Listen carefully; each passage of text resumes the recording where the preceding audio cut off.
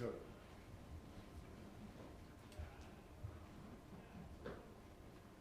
I pledge allegiance to the flag of the United States of America and to the republic for which it stands, one nation, under God, indivisible, with liberty and justice for all.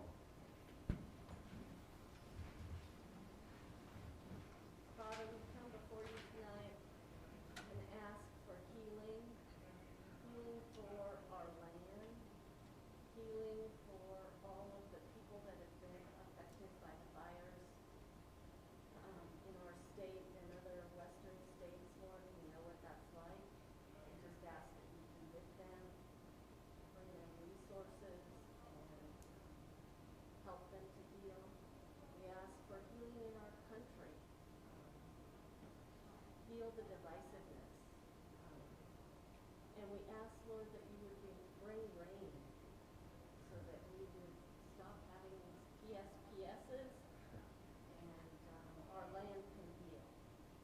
We also ask for discernment and wisdom tonight, Lord, as we debate the issues on our agenda.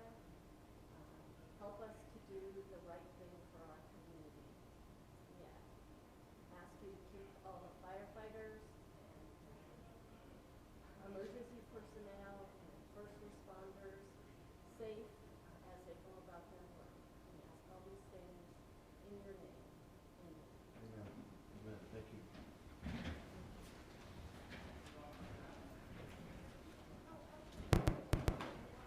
Okay, roll call.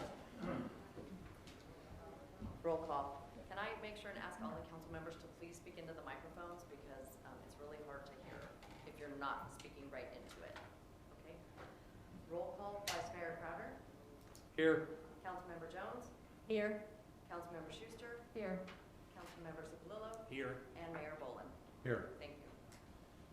Okay, before we get into this part, if you are interested in speaking tonight, please, we got a lot on the agenda, please fill out a little form and give it to the clerk so we have that, all right? That'll make us, it'll help us to move along in the meeting. All right, information on the housing grant availability, Rebuild Paradise Foundation, Charles Brooks.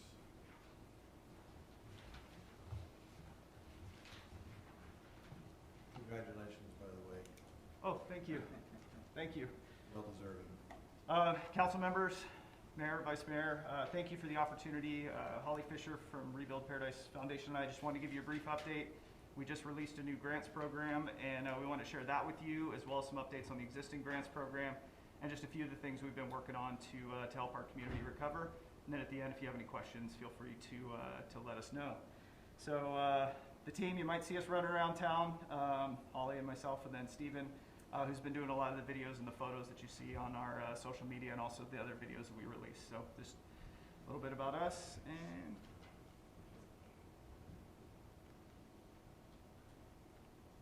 we do next slide. This thing isn't. Is it on? I don't know. It's on the side.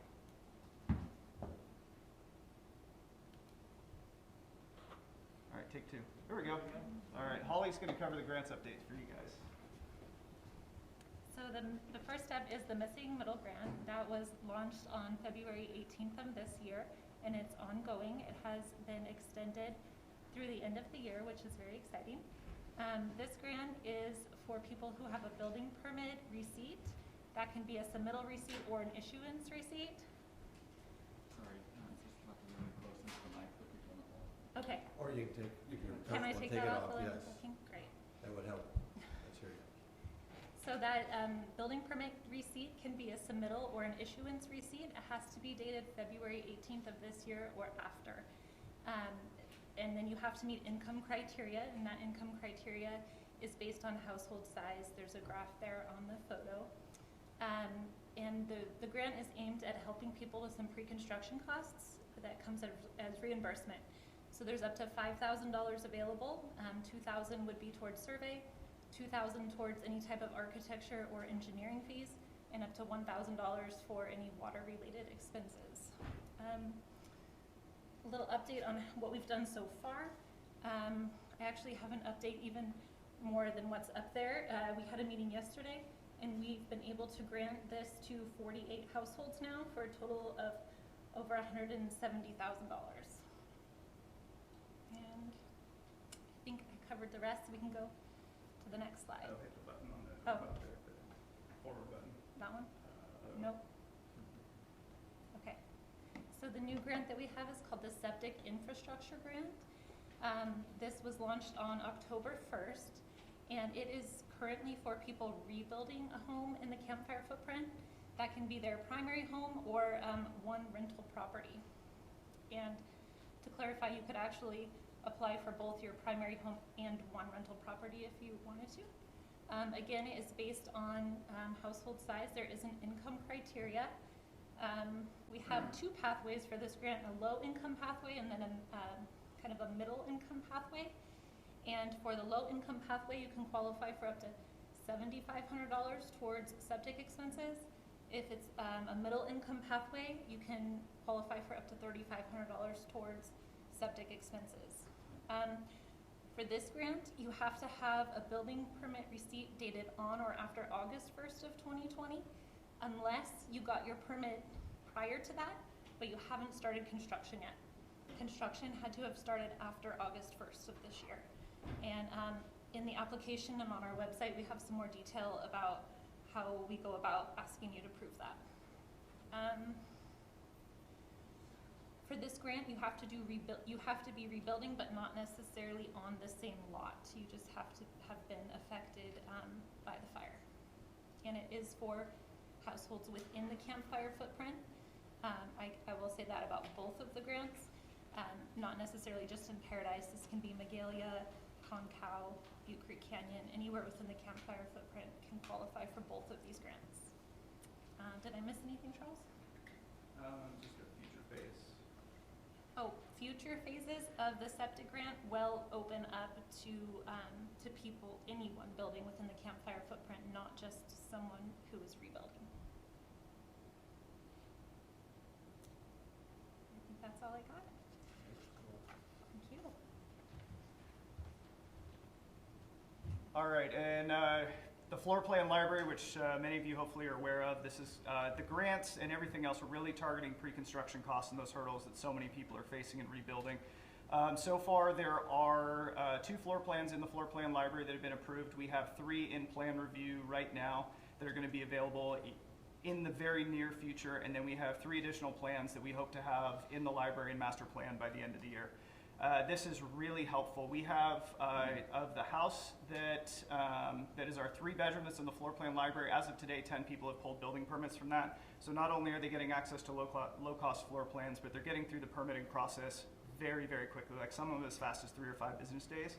Turn time for those permits, and they're saving a tremendous amount of money. They don't have to go through the hurdles of designing a home. So that's really the intention of this program.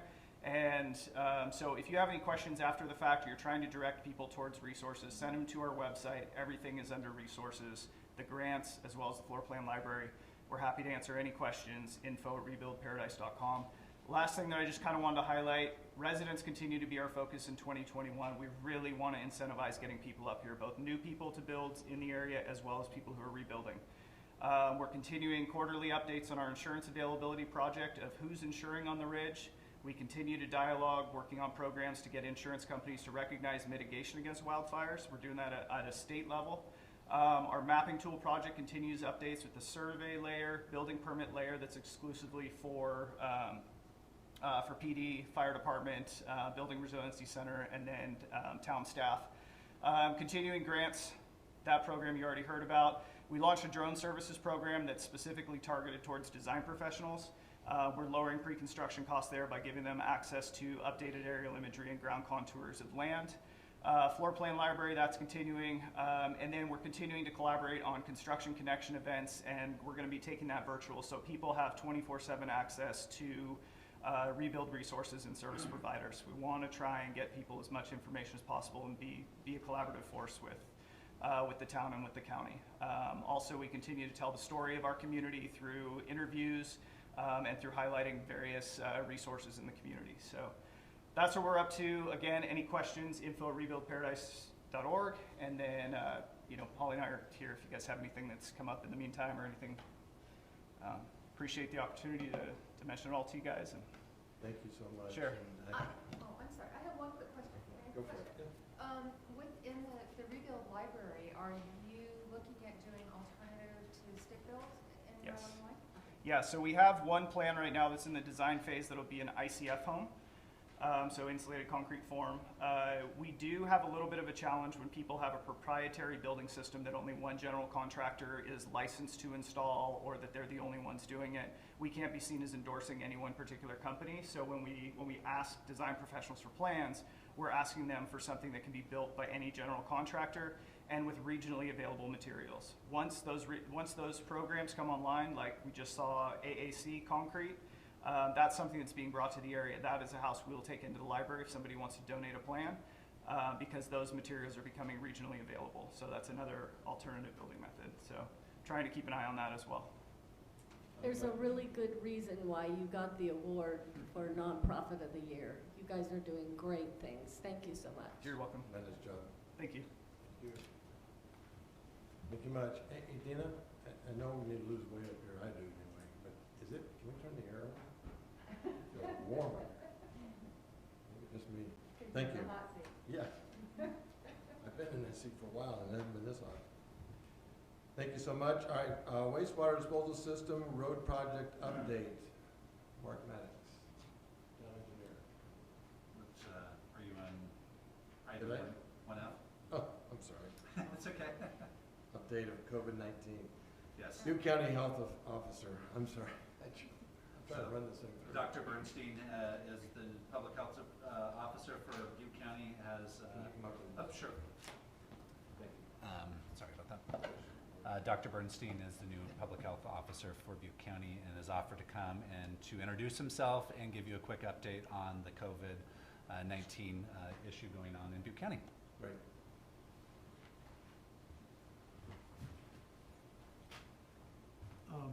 I'm going to just lower this That's so fine. we're physically distant.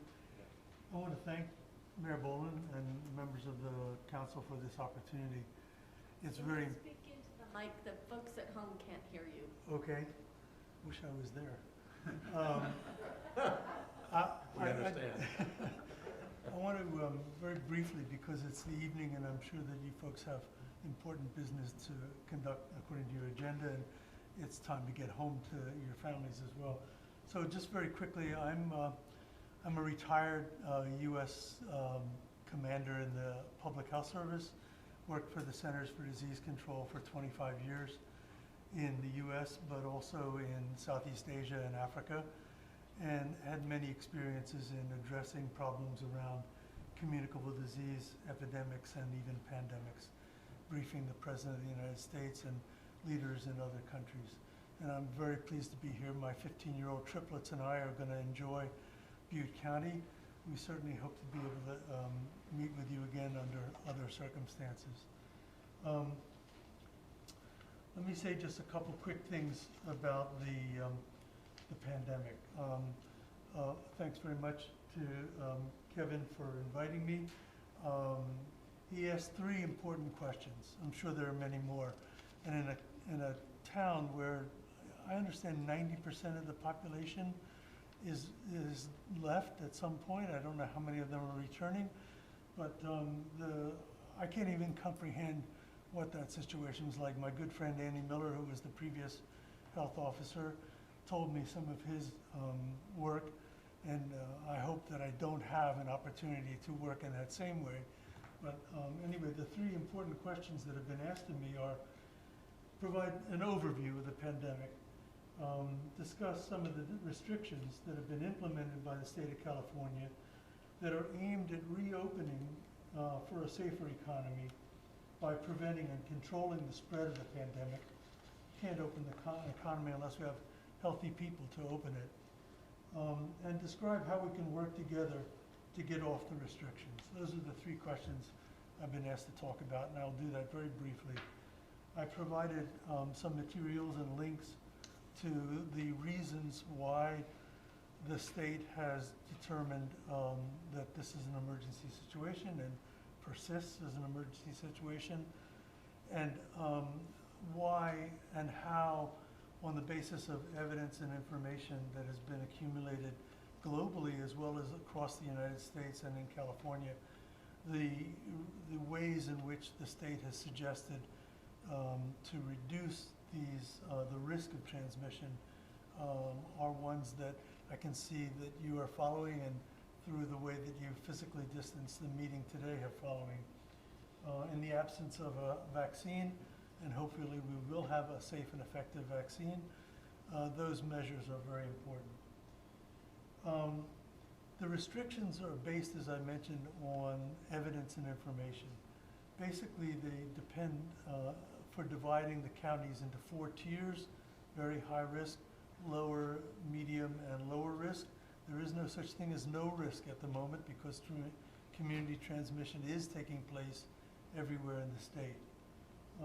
But in order to assign a tier of those 4 tiers, and within those tiers to provide advice on when and whether and how, under what circumstances, to reopen an activity, that information is available in the materials that I've provided and the links that I've provided. I hope that at some point you'll have a chance to look through that material. The most important thing I think I can have to say is an answer to the third request, and that is, how can we work together to get the restrictions reduced or eliminated? Every person in the state, every person in the county and the town of Paradise has a responsibility and a role to play.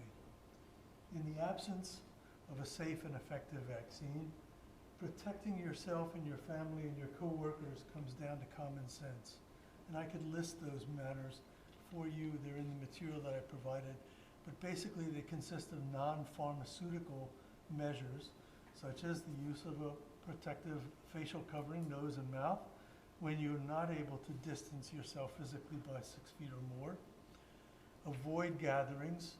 I'm so unhappy about that because it means not gathering together in prayer settings unless you're able to introduce and hold measures that will affect that kind of a meeting. And wash your hands frequently. If you are going to be in a gathering, please use facial coverings and physical distancing.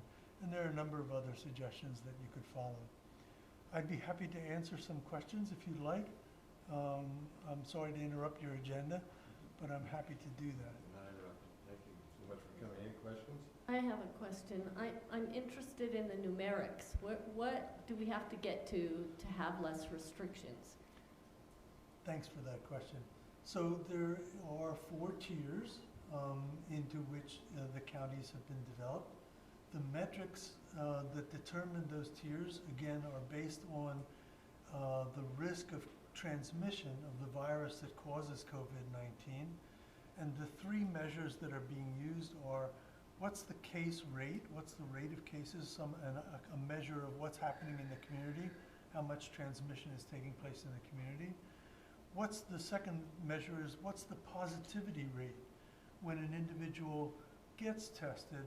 What's the rate overall in the county and the city of positivity in that test, in that screening test? And thirdly, an equity measure. This has recently been introduced, and the objective of the equity measure in a county, for example, that has a diverse population, that has individuals who for one reason or another have not been able to or haven't taken advantage of testing. How can the county as a whole, how can the public health department and stakeholders address the equity problem that affects whether or not people get tested and whether when tested they are positive? So those are the 3 metrics that are being used in order to assign whether or not a county is in a 1, 2, 3, or 4 tier.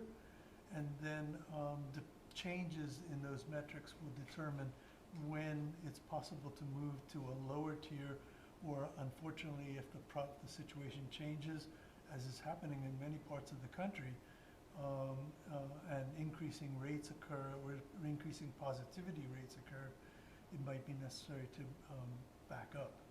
I was really interested in what are our numbers and what do we have to get to to go to the next tier? You know, I have numbers for the county as a whole, but, Well, that's the only way we're gonna move. They're not gonna move the city by itself, so. that's right. So the numbers for county right now, we have for 2 weeks, thank goodness, and thanks to the behavior of the population, for 2 weeks we've been in tier 2, and our numbers in tier 2, I have not brought them with me, I've brought a whole bunch of other stuff. The case rate and the positivity rate for us in tier 2 are a case rate of less than 4%. In fact, we are lower than that.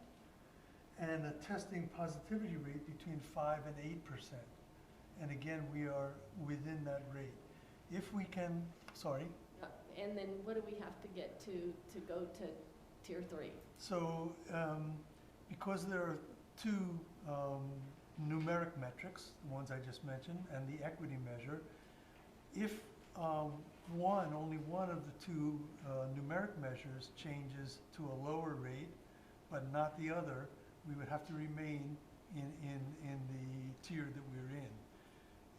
Because the more risky of the 2 metrics determines whether you remain or whether you can go to another lower measure. We are actually posed, what's the right word? We are actually approaching the orange, the 3rd level. And I'm hoping that if we can maintain the behaviors that we're seeing across the county, and that's really important among the students in our county, especially the college-age students who I would hope would be definitely at the forefront of behaviors. If we can maintain and even lower those numbers, we'll move to tier 3, and we can do that after 3 weeks in tier 2, which means that not this week, but possibly next week, we may be able to get to tier 3. That will affect the kinds of activities that can be held in the county, and the gathering that might take place in those activities. Thank you. I hope that helps. The actual details are available in the links that I provided, and I'm really pleased that you asked that question. Thank you for that. Other questions? Thank you so much for coming, and welcome to My Butte pleasure. County. I got to go back and do some cooking for the trip. Okay. That sounds All right, good. thank you very much, everybody. Thank Thank you for being here. Happy to meet with you and talk with you further. Thanks again, Kevin, Thank you. so much for the invitation. Thank you. Have a good evening. All right, now we're gonna move into campfire recovery updates, hazard tree removal program, housing study, broadband update. Katie Simmons. Good evening, Council. Katie Simmons, Disaster Recovery Director with your monthly recovery update. We will start with hazardous tree removal, which is a Tier 1 priority in the long-term recovery plan, and we know a major priority for the community. On the phone should be Cole Glenwright with Cal OES. He's the incident commander for the hazardous tree removal program on the government side. Do we have Cole on the phone? Cole? Good evening, Katie. I'm on. Hi, Cole. Good evening. So I'm just going to read really quickly a couple of details we have on the slide that we wanted to cover. So at the last council meeting, we talked about the 45-day bid protest review period, which we are still in. They're still estimating early November for resolution on those bid protests, which could mean going out to bid again or resolving and moving forward with the tree felling contracts. And then I wanted Cole to touch on the state's plan for the immediate threat trees. So these are the trees we're seeing coming down during major wind events. And also the state staffing restructure due to wildfires. We know, of course, they're very active in the state or happen, and so Cal OES has done some restructuring. So Cole, do you want to touch on the resolution for the bid protest quickly? Sure, Katie, happy to. Good evening, Mayor, Honorable Council members, Cole Glenwright, Governor Newsom's Office of Emergency Services. Katie, if you prefer, I can give a brief statistics on where we are in the hazard tree removal program and then speak to the specific issues if that works. Perfect. Great. So we've seen a lot of really positive forward momentum on the tree removal program, which I know is long overdue. So we're really happy to see some numbers coming out of this, some actual crew productivity. We have, across our burn scar, we've assessed and cataloged into our system as eligible 12,713 hazard trees. That's across 1,745 parcels that our certified arborists have worked on so far. For the town specifically, we've assessed 899 parcels and cataloged as eligible 5,736 trees. Those numbers are trending a little toward the county, primarily because there were a number of days where we could only work in lower parts of the burn scar due to air quality issues. So we weren't able to put a deployment of crews into town areas. But with the North Complex fire, hopefully in the rearview mirror here, and the smoke air quality issues supposed to resolve, we are able to put crews in all aspects of the burn scar, including the East Paradise branch and the West Paradise branch that covers all aspects of the incorporated town. To speak specifically, I think you covered the bid process fairly well. This is one of the unfortunate realities of large-scale government contracting when we're working in the millions of the M and billions of the B in terms of contract value here. These are going to be significant contracts, so it's important that we follow this process through to avoid some sort of legal action by an unsuccessful bidder down the line that could derail the project. So we're feeling confident in the process here, and that we'll have a good resolution early next month. I know Katie asked me to speak on immediate threat fees. That's an area that we've been coordinating closely with town staff to provide a public assistance funding mechanism and some coordination to allow the town to take on immediate threats that they feel they need to resolve in advance of the government program mobilizing. The government program naturally doesn't have a mechanism to remove trees in advance of us having a tree removal contractor. If we did, we'd be removing trees on a grander scale. But we are working closely to identify areas that are immediate concern. If our arborists or foresters flag those, and we'll be getting those back over to the town for adjudication if they so choose. On the state staffing restructure, I won't speak too briefly to this because the bottom line is that although the state of California moves personnel and resources around, there won't be any visible functional change in terms of our commitment to having staff on the state hazard tree removal program. We'll continue to have a robust presence for managing these contractors, managing relations with the public, and managing our interactions with local government. We are, naturally, as you're all aware, the state of California is going through an unprecedented wildfire season, so CalOAS has response and recovery missions stood up literally from the Oregon border to the Mexico border. We are dividing the state into 4 geographic branches. This county is incorporated into what we're referring to as our northern branch. And so the state hazard tree removal program, along with other recovery operations, will benefit from some overall regional coordination at that northern branch level. And really that's designed to make sure that when we're speaking with folks who unfortunately have responsibilities related to both campfire recovery and new events, such as your county leadership, that we have some consistent forward-facing folks there. We have some consistent messaging, and we're not stepping on each other's toes in terms of operations and incident management teams and things of that nature. So the bottom line there, though, is that the state's going to continue to have a robust staffing presence on this mission. That's both CalOAS and our Cal EPA partners at CalRecycle. And we feel confident in our ability to do that, although it is a large fire season. The state of California's recovery operations, staffing contingent, and processes are quite robust. So we feel comfortable in our ability to manage those. And I'm knocking on wood, barring a catastrophic event, the state hazard tree removal program is still probably going to be the most significant recovery operation the state of California manages in the coming season. So we continue to see this as really our top priority as we move into these, even as we move into these new events. Katie, I'm happy to touch on other aspects of this if you like, or I can be available for questions. Any questions for Cole? I have a question. Go ahead. So, Mike Zuccolillo here. So assuming November 4th, the resolution on the bid protest goes smooth, when do you actually think we can see trees starting to fall? Not by wind. Sure. So the contracts have some pretty strict terms in regard to their requirement to mobilize around a notice to proceed. Pending a clean resolution there, we're hoping for a 2-week-ish turnaround for them to stand up operations. There are some variables in there, sir, regarding their ability to secure and stand up processing facilities. And for your situational awareness, the amount of tree operations happening around the state of California in response to these new events has created some staffing challenges for our arborist contractors. So it's possible that we may hear similar concerns from our tree removal contractor, but we do have some pretty strong terms in there requiring them to mobilize on the ground quickly and begin removing those trees. So I think once we have this protest resolved, I'm very, very hopeful that that'll be really the last impediment to us getting tree removal crews on the ground later that month.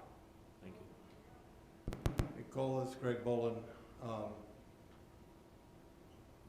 The delays, I appreciate the fact that you guys are busy right now with all the fires and stuff, but these delays started long before that.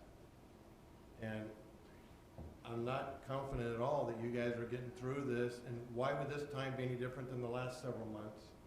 Why would this bid protest not be a problem this time as opposed to last times? This has gone on way too long, and there's people that are gonna get hurt from these trees. There's trees coming down, they're going on roads. We're watching them as we're working in the fields, snapping and coming down. And I honestly, words can't express how disappointed I am in the ability for your state people to put together an RFP that will work. You talk about disappointing. This has gone on way too long. We were promised in January, February, March, for sure April. Man, by mid-April, you're gonna be seeing trees coming down. And here we are, and you think we're gonna sit here and listen to you say that November's gonna work? I'm sorry you're the one on the phone right now, because you're probably not the one to be talking to, but this is absolutely unacceptable. And I'll tell you, if someone gets killed because of one of these trees, I would not want to be you guys. I can't tell you how disappointed I am. And I have no faith that this will happen before the first of the year, and you're going to get into the winter time. You think we got wind now? Wait till we get into winter. This is not going to be pretty. So that really wasn't a question. That was more of, I'm tired of the calls I'm getting. I'm tired of the things I'm seeing. I'm tired of people pleading. I'm living in my house, and I don't feel safe in my house because of my neighbor's trees, and they're nowhere to be found. This is not a good situation. And I don't know who you need to talk to or what you need to do, but I certainly hope that for your guys' sake that this happens. I hope that this starts in November. But no faith from me, that's for sure. Thank you for listening to me. Anybody else? Yes, second that. Yeah. Sir, if you like, I can briefly provide a little clarity on that. So I hear you loud and clear, sir. The contracting process has been incredibly frustrating, I think, for all involved. I can confirm that, in conversation with Deputy Director Burris, the state has essentially kind of a plan B here in the event the protest process, if there's any unforeseen obstacles there, that there is essentially already a mechanism set up to do an emergency contract and kind of operate a plan B here if needed. So there are folks looking at that. I don't expect that to alleviate your concerns, and I will convey them up my chain because I think they're valid, sir. That should have happened months ago. That should have happened a long time ago. And I don't really care if you take the 4 or 5 bidders and split the county up, the SCAR up to the 4 or 5 people and have them all take their portion. I don't care. If someone really cared, was here and saw what's going on, they would have done something by now. And unfortunately, it's people in their offices away from here that don't have a concept. So what you're talking about should have happened months ago. So, sorry. What else? I kind of want to echo Mayor Boland's comments, and just with the last PSPS event, I have 2 neighbors. One had a tree fall through his truck in his camper, and another one through his truck. Just in the last couple of days, I had a couple calls about people that are concerned with neighbors' trees. One is enrolled in the private program, so I guess that will be taken care of. The other is with the government program. And the guy says, what happens? Who's responsible if that tree falls? I say, well, ultimately the homeowner. Well, you think the town's not going to get sued? You think the state's not going to get sued? and worse yet, we're gonna kill somebody. This really is ridiculous. This is all you guys do for a living, and you respond to disasters, and whether it's a flood, a fire, or whatever, the process should be the same. I don't understand why it's taking so long to get off the ground. And again, not much of a question, so sorry. I echo these concerns. In the last PSPS, I had a tree fall about 30 feet from my RV. This is real. It's a real concern for all of us. But my question is, you mentioned assistance and resources for immediate trees, for trees that we have a PSPS coming up on Wednesday. What specifically does that mean? Can the town take down trees and be reimbursed for that? Are there crews that can come in and deal with those immediate trees? What does that mean?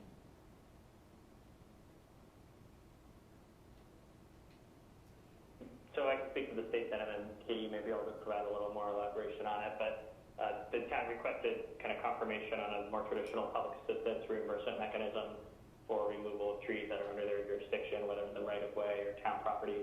And our public assistance team has set that up so that there is a mechanism where if the town wants to essentially take back work that was delegated to the City of California, if they have a tree removal program, that's possible. So it's not state crews. Again, the state doesn't have tree removal crews under contract, as you're well aware. But that's what that mechanism would entail. So one of the things that Katie, we're I don't know if doing. you want to speak more to the town's response. Yeah, I will. One of the things that we're doing is pursuing contracts for on-call tree removal in the right-of-way during windy and wet events, and these on-call contracts would support Public Works removing trees that are down during wind events or PSPS events, or trees coming down in evacuation zones like we saw during the last evacuation warning period. So the town is doing everything it can to make sure we have the resources available to address these trees immediately. And what Cole is talking about, of course, is just needing to get the state contractors lined up so they can come up alongside of us. But we're doing everything we can on this side of the town. But this is the trees that are down. Yes, these would be, and well, I would say, so I would say though the state arborists are working with Public Works to identify the immediate threat trees, which the town can remove. Yep. These do not go on to public, Right. private property though. Yep. These are only right-of-way trees Right. or trees that are on our property ourselves. That's What you correct. said was right-of-way trees only, ones on roadways. That's right. Yep.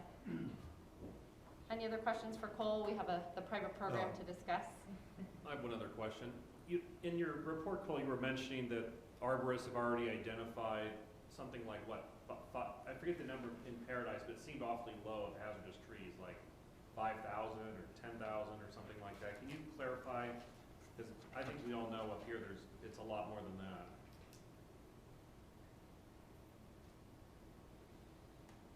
Absolutely. So it's 5,736 trees they've cataloged in the town so far.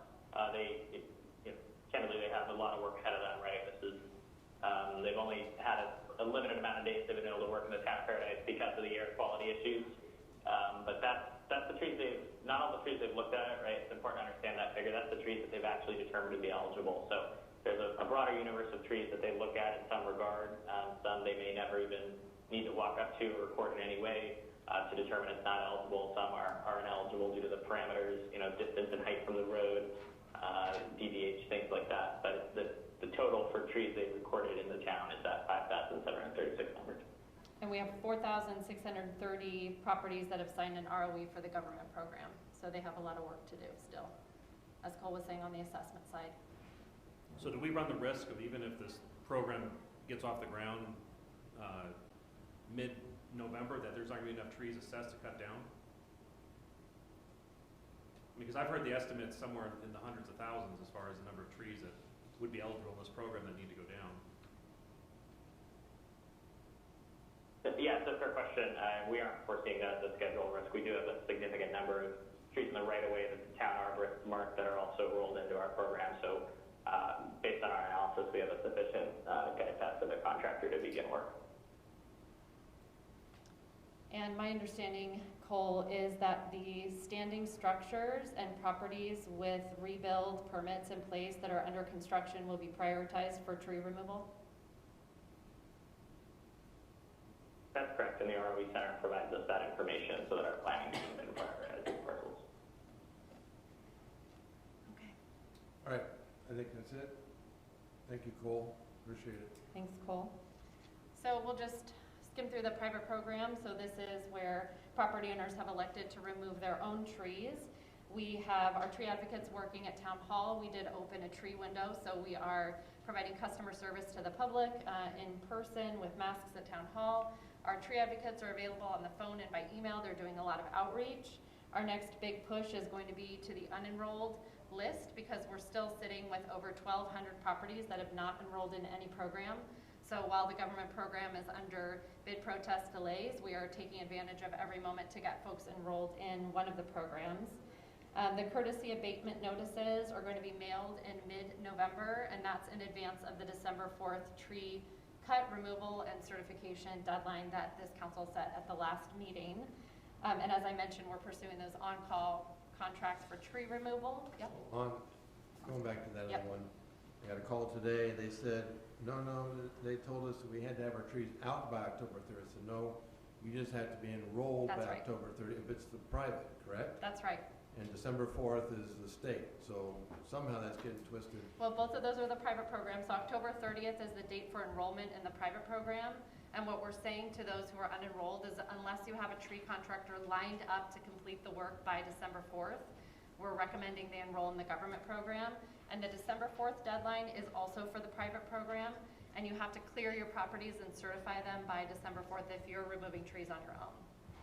So what's the deadline for the state program? No deadline set. Well, why So are we far. setting one for the private program then? So we're setting the deadline for the private program so that there is an opportunity for those who might be at abatement risk to enter the government program to have their trees removed. So that will be essentially less expensive for those property owners. It will avoid placing a lien on the property through the abatement process. So when we set that December 4th deadline, it was anticipation of allowing people to have some additional time to enroll in the government program, so they would have that last option before trees started to come down and abatement began. So they have to have the trees completely cut out by December 4th on the private. That's right, in the private program. Or Or enroll in the government program. Yep. That's right. No, it doesn't make sense. We have a restriction on the private. We don't have a restriction on the state. I mean, they don't have a deadline, but we do. Okay. So for our abatement risk, this is something we're watching very closely. We have about 2,400 properties that need to remove their hazardous trees. About half are sitting enrolled in the private program and about half are still unenrolled.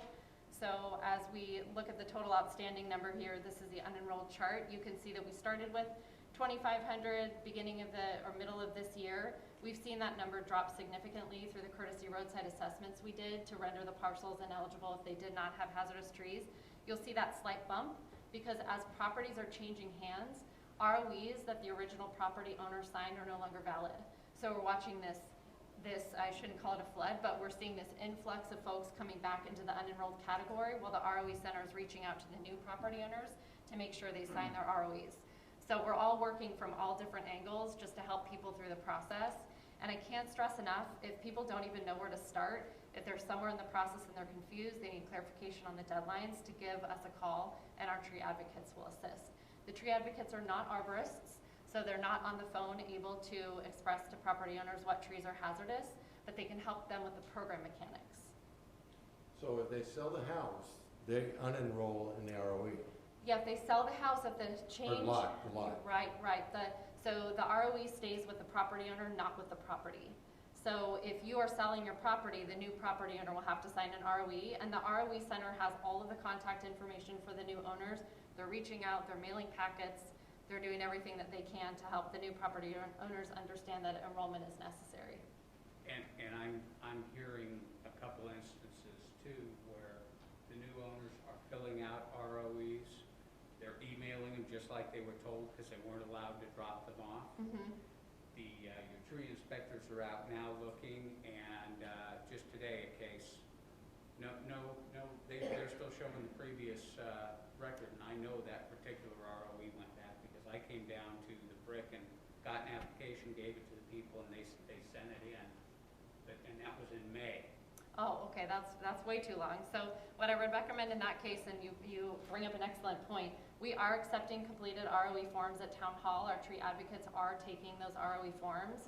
So if folks don't want to mail them, or if they want to have someone kind of do a quick review, we're not doing the full vetting. The ROE Center is doing the full vetting, but they can come in, they can ask questions, they can drop off copies of their driver's license.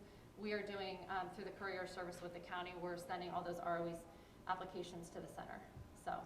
But no, May is way too long. That requires a call to the ROE Center to clarify the status of that property.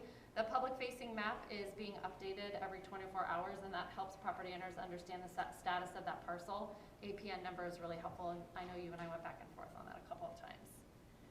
So that takes me through trees. Are there any other questions before we move on? We've just begun. Okay. I'm sorry you brought that up. Yeah, sorry. From COVID to trees. So. Broadband feasibility study, this is a tier 2 priority in the long-term recovery plan. It is being prepared by Chico State Enterprises for the town, funded in part by the Butte Strong Fund. So at the next council meeting, we'll have the full feasibility study update, but we wanted to give you a really quick sneak peek. We did close our survey, got a lot of great information from folks on their expectations for broadband. We see people are obviously spending some time on the internet, which we can imagine is either just for lifestyle or for COVID-related issues. 53% are spending 1 to 3 hours, 16% at least 4 to 5 hours. What are they doing on the internet? Lots of things. So people are going to school, they're working remotely, they're paying their bills, they're streaming services. So we're seeing across the board a lot of high activity for all different types of internet usages. This I thought was really interesting. So of all the households with children present, 93% require internet. And we know right now that has a lot to do with the fact that children are learning remotely. But whether or not this changes in the immediate future, it's a really strong metric to take a look at as we move into the future and expectations around education. I also thought this was interesting. 63% of households are using online healthcare services. So this is an incredible benefit, I think, for those who have any kind of mobility issues, or definitely during COVID. So we know for education, for healthcare, for work, we're needing to be online. So this definitely makes the case that broadband is critical infrastructure for our recovery and for our quality of life in the future. We'll have more information on that study at the next meeting. So now I'm going to take you through the Tri-County Housing Study results. This was a Tier 2 priority in the Long-Term Recovery Plan, prepared by Peloton Research and Economics for North Valley Community Foundation, funded in part by Butte Strong Fund, Sierra Nevada Brewery, North Valley Community Foundation, and Fannie Mae. So I'm going to take you through the highlights of this. Don't try to even read it. I prepared a novel. I'll read the cliff notes. So this is the key study findings for the entire Tri-County region. So what we did internally is just take a look at what was most relevant for Paradise. You can see record high rental and housing costs, apartment rental rates escalating between 10 to 20%. Lack of insurance, 60% of homeowners were underinsured with a required funding gap in excess of $100,000. Looking at the major takeaways, again, housing costs are outpacing wage and employment growth. State legislation is favoring more housing production for affordable and moderate housing units. Alternative housing types, in this case, just the accessory dwelling units are relevant, but that is helping to fill some of the gaps in missing unit types.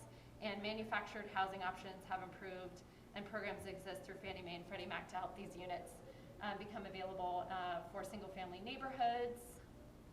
We do, as you know, have $25 million available for the next 3 years for the town-administered owner-occupied reconstruction program.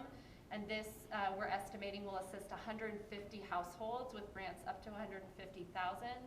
We currently have 38 applicants. 98 have expressed interest. We're hoping to reach that 150 mark. A lot of the outreach we've done for the urgency ordinance has provided a great source of folks to reach out to educate them on this owner-occupied reconstruction program. But this is available now, active now, and we're going to be talking to about how do we do additional marketing for these programs, because if we don't use the funds, we lose the funds. CDBG-DR 2021 is going to be an enormous year for housing funding for the town of Paradise specifically, and for the counties that experienced federally declared disasters in 2018. Over $1 billion has been appropriated by Congress and will be awarded to the state. Those $1 billion will be spent on meeting the unmet recovery needs for housing, infrastructure, economic revitalization, planning public services, and disaster preparedness, with an emphasis on housing. Even infrastructure and economic development have to funnel into a direct housing benefit. So as we're looking at CDBG DR funds, they are for repopulating the ridge with homes. All funds are allocated by HUD and must be expended within 6 years. We're estimating if they do hit in 2021, that date will be 2027. You can see the counties that are eligible for that $1 billion. Butte County is in the most impacted and distressed area, so we have done a lot of advocacy with our fellow jurisdictions in the county to make sure that those funds are earmarked to the extent possible for Butte County. $205 million will sit in single-family rehabilitation for owner-occupied reconstruction. This will be a pool open to everybody in those counties that I just referenced, but this will go directly to the individuals for rebuilding their single-family homes. Folks who are very low income will be prioritized, and they'll start with a survey process in 2021 to make sure they're eligible. On the multifamily side, $55 million has been earmarked for Paradise specifically. These $55 million will come to the jurisdiction for vetting to assign to projects that are for small apartment complexes for grant awards. I believe it's up to $250,000. I'll get to that in just a second. How are the funds being administered? As I said, owner-occupied are coming to individuals directly starting in 2021. And if the housing study tells us there are $100,000 funding gap for reconstruction, these funds will fill that funding gap. On the multifamily side, the subrecipient will be the Town of Paradise for that $55 million. Quick summary, 2021, as I said, that'll be our year. The owner-occupied grants are up to $200,000. The multifamily grants are up to $250,000, and that's for that $55 million, starting to go as quickly as possible. Our Rebuild advocates have also been doing a tremendous job reaching out to those with temporary use permits living in RVs. This is more relevant to the urgency ordinance conversation later, but I wanted to bundle it into housing. 50% of the town's housing program applicants, so that's for that $25 million, are currently living in RVs. We did find about 67 of the 103 reported intent to rebuild, and 73% of those are experiencing a financial or time barrier. I'm watching these numbers month over month. They really haven't changed significantly. Same with the temporary use permits issued. So we've seen those go up only by about 5 per month since we sort of stopped seeing a lot of those coming in July. 23% of those 541 have building permits issued. Only 4% have building permits applied, and only 6% have certificates of occupancy. So if we ended the urgency ordinance today, of our permitted RVs in town, only 71% would be, or 71% would be out of compliance. So quick summary. So we're looking at obviously the problems that the housing study pointed out to us, many of which we already know, but we see now with some data points. And then in terms of the solution, we're going to be doing everything we can to partner with CDBG, DR, and HUD for marketing the single-family owner-occupied housing grants for those homes being rebuilt on the ridge, making great use of that $55 million for the multifamily housing units. So there's a lot in the pipeline that we're really excited about. COVID did delay CDBG, DR, but it's scheduled for 2021. So on we go. And I'll just leave you with a little illustration that was done just to kind of help us talk about the road to recovery in the many phases. I get a lot of questions, as you do, about what does recovery entail, certainly as we see wildfires happening all over the state, and folks are calling us and saying, where do we even begin? So this was just a nice illustration that we put together that we're going to use in reference to the recovery process, just to help people understand that it's very complicated, it takes a long time, but it's going to result in a fabulous community. So that concludes my report for disaster recovery. Katie, Yep. you do a great job. Oh, thank you. You always have the hot topics, so it seems to be, Love it. Yeah, I hope you do. Yeah. You do a great job of communicating. Any Good. questions for her? Thank you Okay. so much. Thank you. Yep. Appreciate it. All right, we're gonna go next to wastewater disposal system road projects. Director Mark Maddox. All right, good evening, Mayor Boland, Council. Thank you for having me tonight. My name is Mark Maddox, Public Works Director, Town Engineer for the Town of Paradise. Take it off if you want, it might be easier to hear you. Well, I'll try and speak loudly. How's that? So I have two updates, one really quick with one slide, and then a longer update for the sewer project as promised from last month. So for road projects, again, I want to take this opportunity to thank the North Valley Community Foundation for their part in contributing $24,500 towards a data collection effort we undertook January 2019 prior to debris removal starting. That effort has leveraged a total of $77 million towards road rehab throughout all of the Town of Paradise publicly owned and maintained roadways. So we're very grateful for that, and I will continue to keep this council posted on the progress and deployment of these projects as we track towards 2023 through 2025 in coordination with other recovery projects that impact our roadways. Can I ask a question about that before you go on? Yes. We have all been working under the impression that the PG&E undergrounding is a 5-year plan. Correct. The folks in the field doing that work are telling residents that it's a 10-year project. Do you know anything about that? I definitely have not heard anything about a 10-year project. I've been working with PG&E monthly, looking at maps and forecasts about how they're phasing and designing their work. They're designing projects that are going to be under construction next year and the year after. So all signs point towards a timely completion in 2025, but it's a long road. Could you check on that? Because Absolutely. their field crews are telling residents that they're going to be here for 10 years, which kind of affects this. Certainly affects our plan. We Yes, can't it wait does. 10 years to fix our roads. So No, I'll we can't. keep you posted. Thank you for that. Thank you.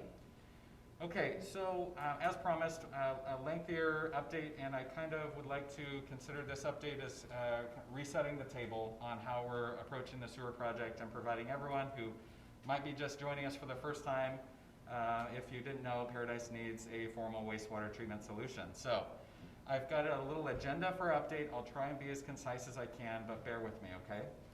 Thank you. Some key definitions. So the Paradise Sewer Project, I wanted to define very clearly, is an overall effort to provide a long-term solution for the collection, treatment, and dispersal of wastewater from parcels identified in the sewer service area. Now, you ask, where's the sewer service area? It is that area highlighted in orange on this map, which is primarily encompassing properties encompassed with the roadways Skyway, Pearson, and Clark Road. With some exceptions, obviously, here on the map. But we can provide that. That's available at paradisesewer.com if you need specific info on any specific addresses. So as far as the history of the project, some could say that this is the single most studied capital improvement project ever in Butte County that's unfunded. Since 1969 to 2017, we've got, I think we're up to 8 editions in the library about documenting how a sewer project is needed in Paradise. And our most recent one was in 2017, but I'll have more on that in a moment. So why did Paradise need a sewer pre-fire? Well, for many properties, perpetual on-site treatment of wastewater and dispersal was not sustainable. This is due to high groundwater, limited land available, and poor soils. These constraints force the town to self-govern, and that means that it affects our multifamily housing densities and our commercial operations that rely on heavy water usage, or even light water usage, depending on the parcel size. This map was developed in the 2017 study to articulate what we are forecasting for future septic system failures where these parcels might have issues with their land parcel size or high groundwater. So you can see we were looking ahead in 10 years that we were going to have significant issues, especially in the downtown where the parcel sizes were smaller. Why does Paradise need a sewer now? We expect the presence of a sewer, or absence of, will shape the prospects of a full recovery from the campfire. In the midst of a regional housing crisis, affordable multifamily housing in Paradise is nearly non-existent. And so people ask, what comes first, people or commerce? Without the sewer, possibly neither, and that's a big deal. So the project components of what we're talking about involve three major facets. One, collection on how the wastewater is transferred from the homes or businesses to the treatment plant and to being treatment and where that wastewater is treated. And then lastly is the dispersal, where After the treatment process, there are two byproducts. One is a solid that typically goes to a landfill, and two is an effluent that is typically discharged to a water body, such as the Sacramento River or Feather River. So for our project options, you can look at the Paradise Sewer Project broad from the top. We can look at no project. We can look at a local treatment plant, and we can look at a regional treatment connection with the city of Chico. For the local treatment plant, we have three sub-options, one being surface water discharge, land application for growth of crops, or beneficial reuse with some sort of recycling irrigation use. So for the 2017 feasibility study, this was the most robust, comprehensive review and public outreach process of any of the prior editions preceding it. Bennett Engineering recommended a regional approach with the city of Chico. This was because it had the lowest long-term cost, least environmental impact, less permitting challenges, low O&M, operations and maintenance, less staffing required for a very niche scope of work where it's very difficult to find and secure employees that are qualified to manage a wastewater treatment plant. Less risk for potential fines and regulation changes, and most feasible considering the lack of available land with suitable soils. And in 2017, this recommendation was brought forward. We elected to bring both options forward and keep them going in the positive direction towards an environmental review effort. Concurrently, we worked with the city of Chico and received a letter of support that they were in agreement that we could include a regional connection as in consideration of the environmental review and securing additional funds working towards construction. But our post-campfire updates include our long-term recovery plan. We're all very familiar, and our sewer project was identified as a Tier 1 priority. In May of 2019, Council asked staff to bring the project forward with both options for re-review to select a preferred alternative between regional and local. Council chose the local option and sought funding for the environmental review. Since then, some contextual updates. We have a significantly reduced population in town, obviously, and our sewer service area. And this project now is seen, if not now, when? When would we ever put this forward and move the project towards construction, if not now? When could it ever be right? But this seems to be the right time. So I've outlined our path forward. You've seen this before as well on a typical project development, and that starts with a feasibility report that has been completed. We are required to go through an extensive environmental review process, being CEQA and NEPA, if there's federal funding, design, right-of-way purchasing properties, and construction. So I highlighted environmental review because that's mostly of what we're talking about tonight for our funding request and getting our next steps in order. In January 2020, we had an extensive RFP process for a scope of work to hire HDR Engineering. We divided this work into Phase 1 and Phase 2. Phase 1 being the post-feasibility study and pre-EIR work, and Phase 2 being the actual preparation of the environmental impact report. Award of the contract was contingent upon the town securing additional grant funds to complete the EIR itself. And here's kind of a financial look at just that phase alone. On the bottom, you see we have secured $800,000 in state funds from the state general fund towards this project and $172,000 from USDA. We are very grateful for both of these allocations. Without it, we would not have progress to report tonight. Moving forward, however, we still have an unmet need of $1.8 million, and the town is actively coordinating with Water Board to secure those funds and complete the EIR process. So furthermore, I'd like to discuss HDR's scope of work and what they've been doing, and I will provide updates on their preliminary findings and a path forward here in a minute. But in May 2020, we brought this forward to Council to modify the scope of work with HDR to provide a post-campfire review at the regional option as well. So bringing that back into the fold. HDR is performing the most comprehensive review of all project considerations, including potential treatment plant sites, coordinating with stakeholders, including the county, Farm Bureau, PG&E, Chico, and more. Again, I've outlined to the right here our primary scope of work for Phase 1, establishing flows, analyzing the collection system, looking at the local alternatives, the regional alternatives, and work with the regional board. For Phase 2, again, that's going to be the EIR, is going to be the bulk of that work, and we're going to get it done. So now we'll go through the preliminary findings for phase 1. So with the prior study, we concluded that we were forecasting about 1 million gallons per day of wastewater flow at project build-out conditions. So that was something that came up on a per acre estimation and forecast of water use. And with this study, HDR has done a new analysis and what we could actually expect. And they did this using actual PID, Paradise Irrigation District water consumption, because there's a direct correlation between water consumption data and wastewater flows during a wet weather season. So with that, we are forecasting almost 500,000 gallons per day. So about half of the flow, our 2017 study, which is good. Is that at build-out? Yes, at build-out. So at this time, though, there are only 300 standing structures, and the use of those structures is unknown within the sewer service area. So if all 300 were being used, we're forecasting about 90,000 gallons per day. So much smaller upfront use. So now I'll discuss the findings about the collection system. So our prior study identified a step system for parcels in the sewer service area where septic tanks would remain and leach lines would no longer be required. This was good because it lowered the overall capital cost of the sewer project as a whole, but we found in the 2017 study and feedback that it was not ideal for the community to vote for a project, go through all of this work to get a sewer project that left them with a septic tank that had to be pumped, albeit less frequently, but it was still there on site. And the effluent was then discharged in a pressurized system to a treatment plant. With this study, we're recommending a full gravity system where neither tanks nor leach lines would be required. So this does has a higher upfront capital cost due to deeper trenches and more pump stations, but this would be the flush and forget system that our community wants. So as far as the local treatment plant, HDR has come up with this analysis about what size of acreage we'd need to actually do a project at full build-out conditions. Now, these do not have to be contiguous parcels, but for the treatment plant itself, we were looking at a 5-acre parcel.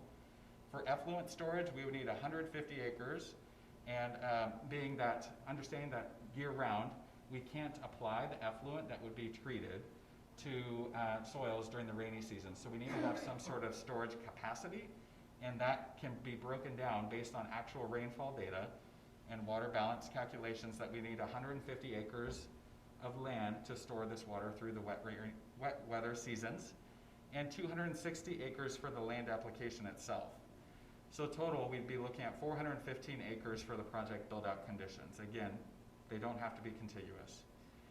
So we've been reviewing 5 alternatives, each with their own set of challenges. But again, the options along Skyway, Neal, and Clark corridors all require dispersal near the valley floor. And so I've included on this graphic a couple of the project sites that have been identified on those corridors, and one that I'll report more here in the next slide. The slide after this one. So this is just a quick graphic of the Paradise topology. We're all very familiar with the Tuscan Formation and the topography of the town and being on the ridge and understanding there's very many steep grades, poor soils, and limited areas. So the red areas identify where we have grades steeper than 20%, which renders them unusable for anything in a wastewater perspective, especially for dispersal. So we'd be looking at actual green areas. So this is the Highway 99 corridor.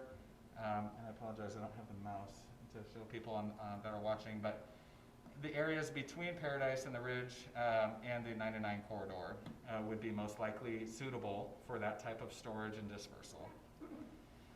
So I'm excited to,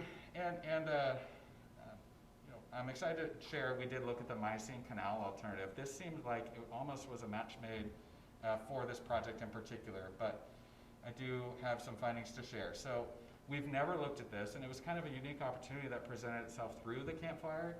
Understanding, if you aren't familiar with the Miocene Canal, but the genesis is from the head dam here on the west branch of the Feather River, where the flumes that were in operation before the campfire conveyed raw water to the Kunkel Reservoir, where that water was then stored and then further dispersed to some ag users.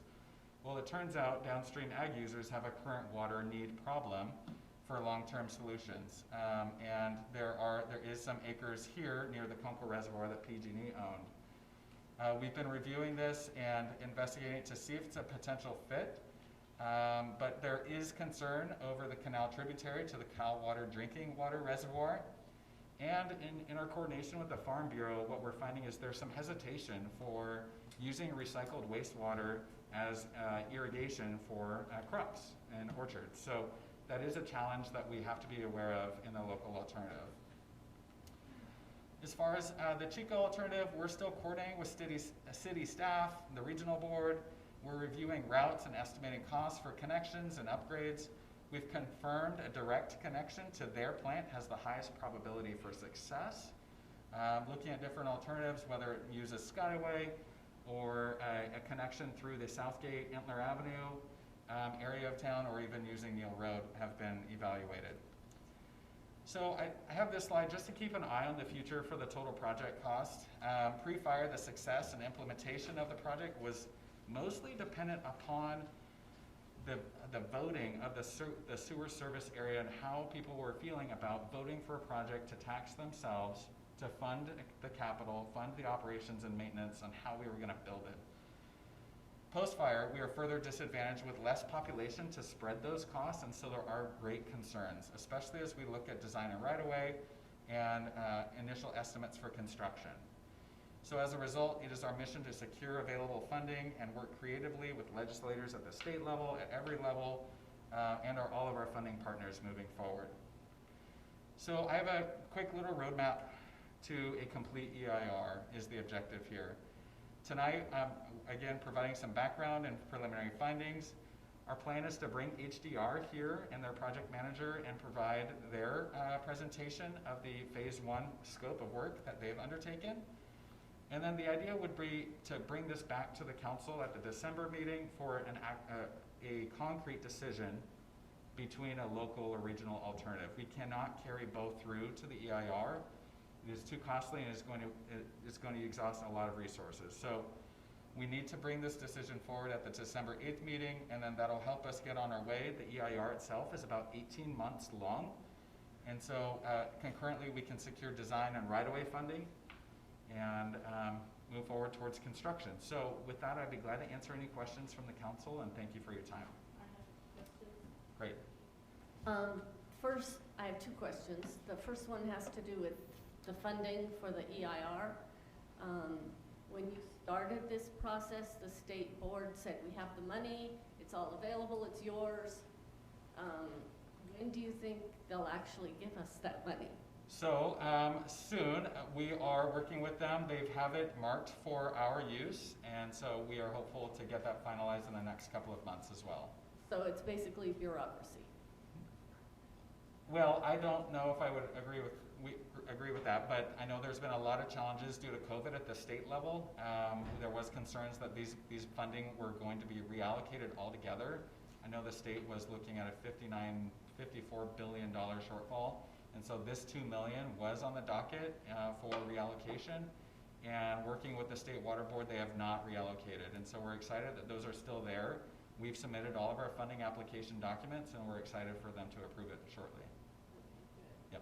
And then my second question, when we were doing the 2017 study, we did not get very good cooperation from the city of Chico, and they really wouldn't give us the information we needed to actually have the data we needed to make decisions. Yeah. And the State Water Board indicated that they thought they could help with that. Are they being more cooperative this time, and are you getting the data you need and all the information? So without a doubt, yes. They are being more cooperative. They are being great partners in recovery. They see the benefits to this project as well. This benefits Paradise, this benefits Chico. We're all working together. The page has been turned, and I'm really excited about the prospects for that effort and continued collaboration. You're welcome. Anybody else? Thank you. Mark, you're good. All right. Thank you very much, Mark. Thank you. Okay, we're gonna move on to code enforcement, community development update by Susan Hartman. evening, council. So before we talk about code enforcement, I just wanted to give a brief update on some of the projects that we have going on right now in CDD. Next week at our planning commission meeting, we do have 4 public hearings. 2 of those are for manufactured home sales yards, one on Skyway, one on Clark. We also have a hearing for construction sales and service land use. This is a gentleman who does gutters up on Upper Skyway. And then we have a hearing for multifamily development at the Lutheran Church on Skyway. So those will all go next week. Other development projects in the pipeline. We've been working with the school district for a lot line adjustment and a minor rezone of a piece of property that they own on Pearson Road that is adjacent to the elementary school facility. It's a piece they picked up after the last general plan, so it's a commercial zoning instead of community services. So we'll get that taken care of. Also, we received back our planning grant application that we were applying for funds to scan all of the septic as-built with the news that they'd increased our limit. So to resubmit for additional projects, and what we're looking at now is to scan all of the old use permits that are in our storage facility. And that's going to be really helpful with these rebuilds. Some of them require a use permit now, and we're having to go into our archives to figure out if the county had ever issued one. So get those scanned so all the staff can have access to that much quicker. So that'll go back with those. Also, we've got a new automotive repair shop that already went through their entitlement process. It's in plan check right now on Upper Skyway. This was one where there was a home in the commercial zone pre-fire, and they're rebuilding now with a commercial land use. So that's a new business, new to us. And then also we've got another multifamily rebuild on Skyway, just north of Billy. It's a 7-unit complex on the west side that has their plan check in also. So great news for that. Okay, code enforcement. I did want to touch on this. Again, I know we talked last month. I wanted to just give a few more details in regards to what the process and the time frames are, because I'm sure each one of you have heard both sides. Either we're too aggressive or we're not aggressive enough. So I just want to make sure that all council understands the timelines that our staff has been working with. And just that understanding, there's a bunch of code violations that could be out there. Zoning code, building code, urgency ordinance codes, fire. And so with our staffing that we have, which is 3 full-time inspectors, we prioritize those for which ones we can move faster to citation or abatement, right? But every violation that we find does get a warning notice. So the timelines, we receive those complaints in either through email, phone, walk-ins, or we're proactively finding them. The inspectors have map sheets, so they're checking all the time, site by site. Just even though we might finish the whole sweep of the town, we've already seen where parcels we cleared previously now had something happen on them since we've been there, and we're having to go back and revisit a site that previously there was no violation on, but now there is. So some of them require duplication. So within 7 days of that first complaint, we can get it entered into our database, get it scheduled, get eyes out there, photos taken. When that comes back, then we send out an administrative warning notice. On some of the properties, we also post it on site, but we're working to have notification on site for all of them, in addition to the mailing. So the time frame, it's listed in the warning notice of when we're coming back, and we put that for 20 days out, and that's based on at least 4 days of mailing, you know, kind of back and forth, if they send us anything or if we send out. So that kind of gives them a week and a half to really knuckle down and take care of this. We'll go out for the re-inspect within a week of whatever date we posted on that letter. If there's been no contact from the owner and no progress made, we go ahead and prep that to go to citation, right? We have one officer who's licensed to issue citations, so we prioritize for him. It's not as if we're issuing 30 a day, maybe around, it was like 13 to 15 a week is about what we can get out and still keep up on the inspection load also. If the owner has contacted us, or we met them out in the field, and we go back out for the re-inspect, and they clearly are making progress, but they need more time, we will work with them, right? We'll reset that, come back out, could be anywhere from a week to 30 days, just depends on when it is, and if they can give us some hard dates, maybe when stuff's being picked up or moved or cleared. So we'll try to accommodate. We'll come back out. As soon as we see progress has stopped, though, we'll go straight into citation. When we get to the third citation, that's when we prepare the paperwork to go to legal. But again, abatement on its own is a lengthy and expensive process, so we're prioritizing, just like we had talked about in previous meetings, about, you know, different levels of offense out there and trying to take care of the really bad sites first.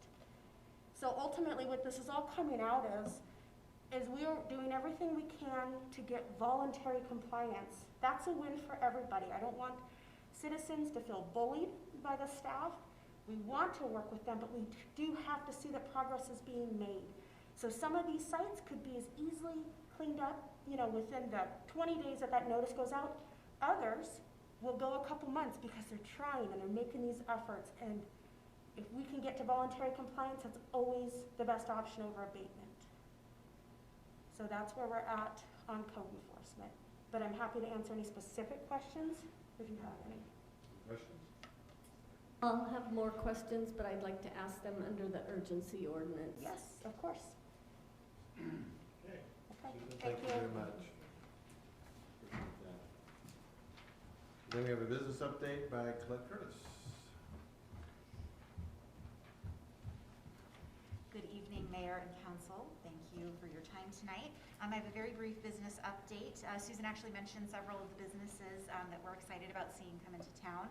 I do want to give a quick update on Tractor Supply. They are still working through the process, and they are working to open by the end of October. So we're working with them to hopefully make that happen. And then I did want to give an update on the Butte Stabilization Program, which is that CARES Act funding that came in for COVID relief that is run through Butte County. As you may recall, Paradise was allocated 5% of the overall funding that came in for Butte County, which equated to about $235,000. So the application period has come and gone. That application period now is closed. And during that time, the county received 26 applications from Paradise businesses. Out of those, 13 were chosen through their lottery system. So in order to choose how these funds were allocated, they chose a lottery system. So 13 were chosen of the 26. This may change, that number, it may change based on the final eligibility of the program and the potential if there are additional funds that other communities don't use, they may reallocate that and open up some more spots. So now that this application period is closed, those 13 businesses have 2 weeks to do a final application, which requires some additional documentation. And so at the end of that period, they would be awarded these funds. If any of those businesses are found to be ineligible, then it would open up again to additional businesses. So we're staying in contact with the businesses who are in this process, and we do hope additional funds will become available, but we are very excited. This was a great showing for the businesses in Paradise, and we hope that these funds will go a long way to assist them. So I just wanted to give an update as well on the second anniversary of the campfire, which of course is approaching very quickly. This year, the town is focusing really on gratitude and the progress that has been made. The town is part of a group of individuals and other agencies and groups this year that are getting together to organize some events to mark the anniversary. This group is planning a drive-through progress tour of the town.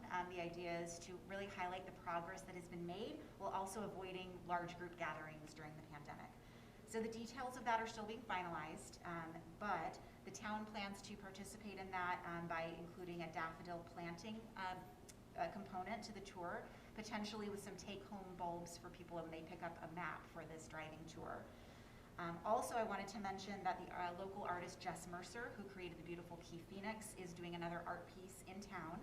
She is creating a wishing well with letters of hope that will be stationed in Paradise. People can come and give their letters of hope to her, and she will be creating a book out of those. So she's still finalizing the details as well, and we'll make those public as soon as we know them. And then finally, rebuilding has been really extremely difficult. I was on a phone conversation with this meeting last month, I believe. I was trying really hard to get things in order for a volunteer rebuild that was considering my family. And I can't get there because of all these delays, and it's really very frustrating. And I know the ordinance is part of it, but what I want to talk about is not part of the ordinance, I'm told. I cannot move my second RV, even though my son, his girlfriend, and the dog are already on our property, because the septic tank failed. I'm not allowed to put the second RV now, even though my permit says we're allowed 2 RVs. This is really frustrating. I was supposed to move out of the place I'm temporarily in. United Way bought a trailer for me. I'm ready to move. I was ready to move, and then I started on a kind of a 1-month process to get all the paperwork and many things in order. As you know, we have water, we're waiting for power, we bought the pole, we're doing all the things. So I called to try to get information from the Rebuild Advocate about the septic tanks and questions I had. So she was very helpful, but there were some things she could not answer.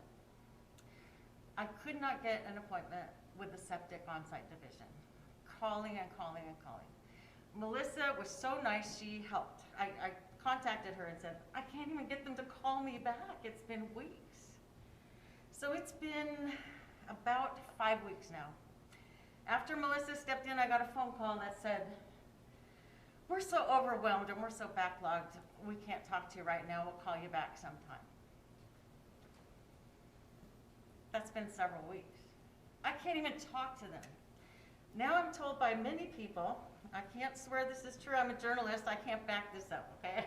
But I've been told that it takes 3 months for a contractor to get an appointment with the septic on-site people on the property. I've been told then that maybe that's not local contractors, maybe that's just the contractors that are out of town, that we have a different way that we're approaching the two. So I can't swear that that is true or not, but I know I've spent 5 weeks and I can't even talk to them on the telephone, much less move forward. So there, if that's a 3-month delay and a 5-week delay, I'm at like 4.5 months before I can even get the septic plan started. And this is not acceptable, and I need to move my trailer and move on my property. I'm almost ready for the electric. It should be like maybe 5 or 6 weeks if what PG&E has said. I need to move. So what I've been told is only a contractor can request a permit for a porta potty. So what I'm asking you is to be allowed to put porta potties on our property so we can move. So please consider this as a town. Thank you. The next card is from Raymond Klein.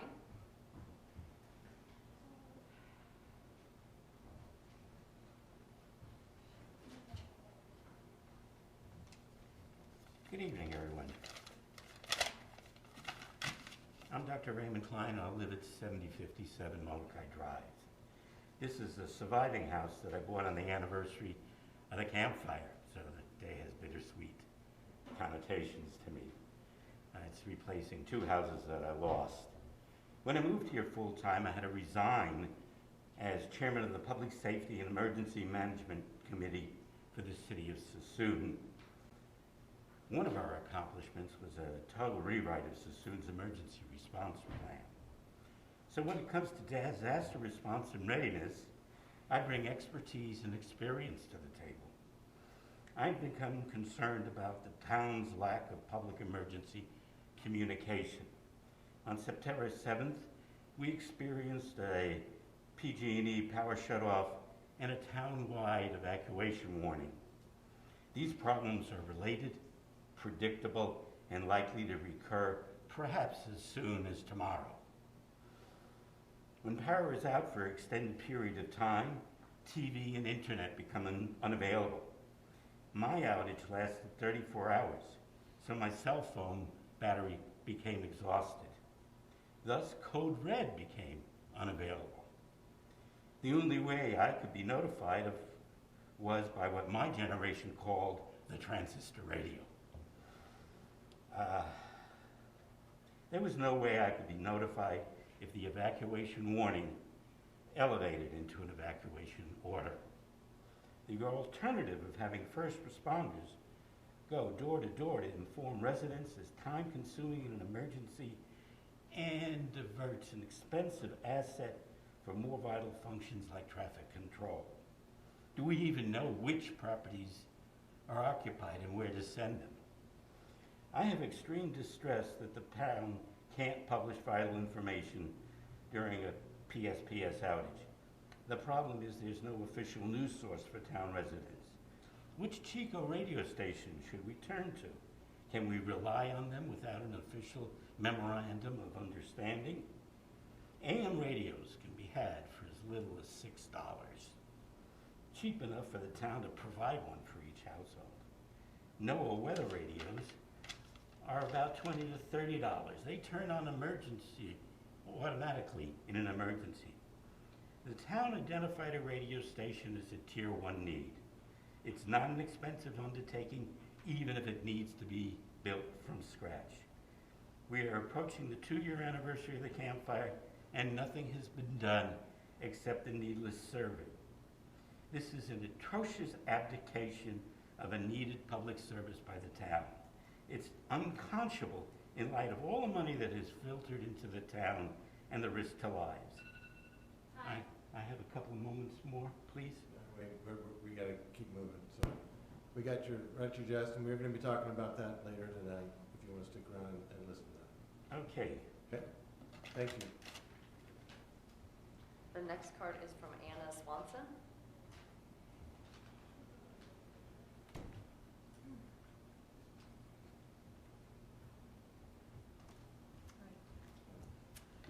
Hi, my name is Anna Swanson, and let me tell you a little bit about myself. I retired earlier this year, sold my house in Roseville, moved into this lovely town of Paradise, bought a piece of property, and living in a trailer while my house is being built, because I really love the community. And when I started to, well, the people that owned my house before had plans approved and everything, and it came with the purchase of the land. And because they were unable to build because of price gouging. So that's the first thing I'd like to bring up is price gouging, the contractors out here. And if it wasn't for my brother, who's a contractor in Sacramento, who came up here and brought his crew, I'd be pretty much homeless right now. So $42,000 to frame a house without materials is a little extreme, and that was the lowest bid I got. So I don't know what can be done about these contractors, because I guess they're expecting the insurance companies to cover, but there are people in this community that can't afford their prices. Me being one, so I was just lucky that my brother's a contractor.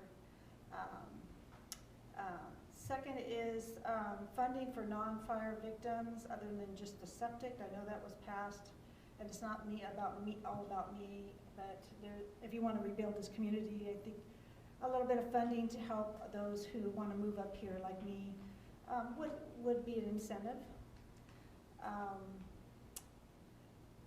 Butte County, I called on, well, it's actually me and my neighbors called on a property right next door to me. There's about 7 trees behind this woman who's living next door. It's actually the owner of the property behind. There's probably about 7 or 8 trees that are ready to fall. 2 on this property almost fell on my barn, within 40 feet.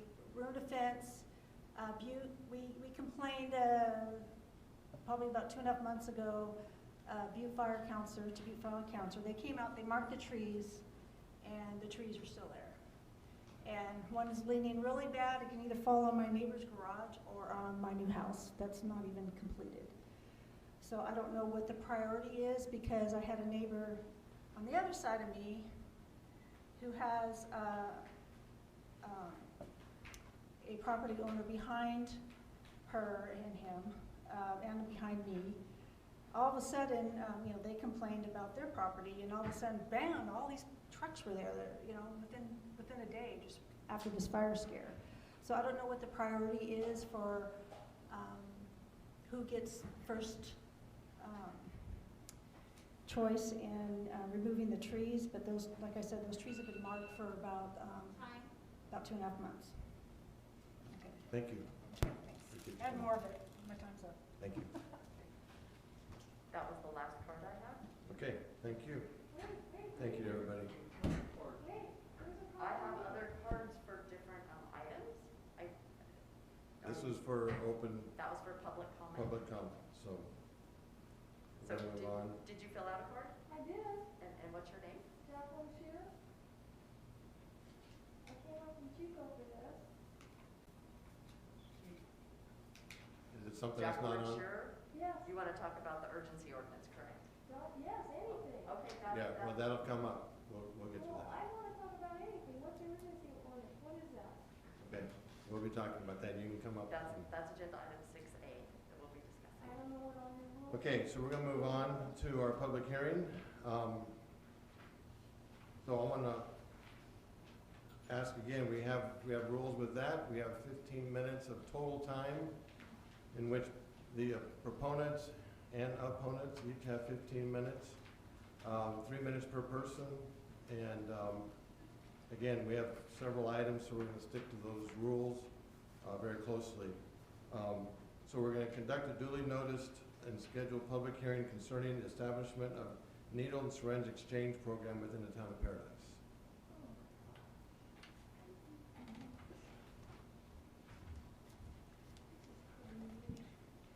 Good evening, council. Dina, can you put my...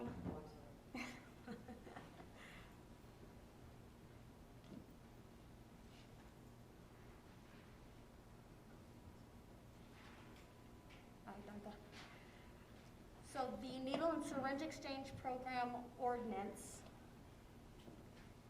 the background on this was at the July council meeting, direction was given to staff to bring back an ordinance banning needle and syringe exchange programs within town limits. Because this would be a zoning modification, it did need to go to our planning commission first. And over the course of August and September, they had conversations about situations that they felt might warrant the use of those kind of programs, but only in conjunction with a licensed medical facility. And so at the September meeting, it was requested that those changes be brought back to them, and that's what the recommendation that you'll see in your packets is about. That only needle and syringe exchange programs that are conducted as an accessory activity of a licensed health facility as defined in those health and safety codes. So if you go through that, you'll see that those facilities are 24-hour inpatient care facilities that only having this program as just an accessory activity that they conduct would be permitted, but no standalone uses like we saw in Chico with the NVHRC program. So that's the recommendation coming back from commission that you'll see in your packets. So I touched briefly on this about the health facilities. We did need to define it because it's not defined currently in the municipal code, so we refer back to the health and safety codes for those definitions. And these are just a few kind of facilities that you'll see listed in those.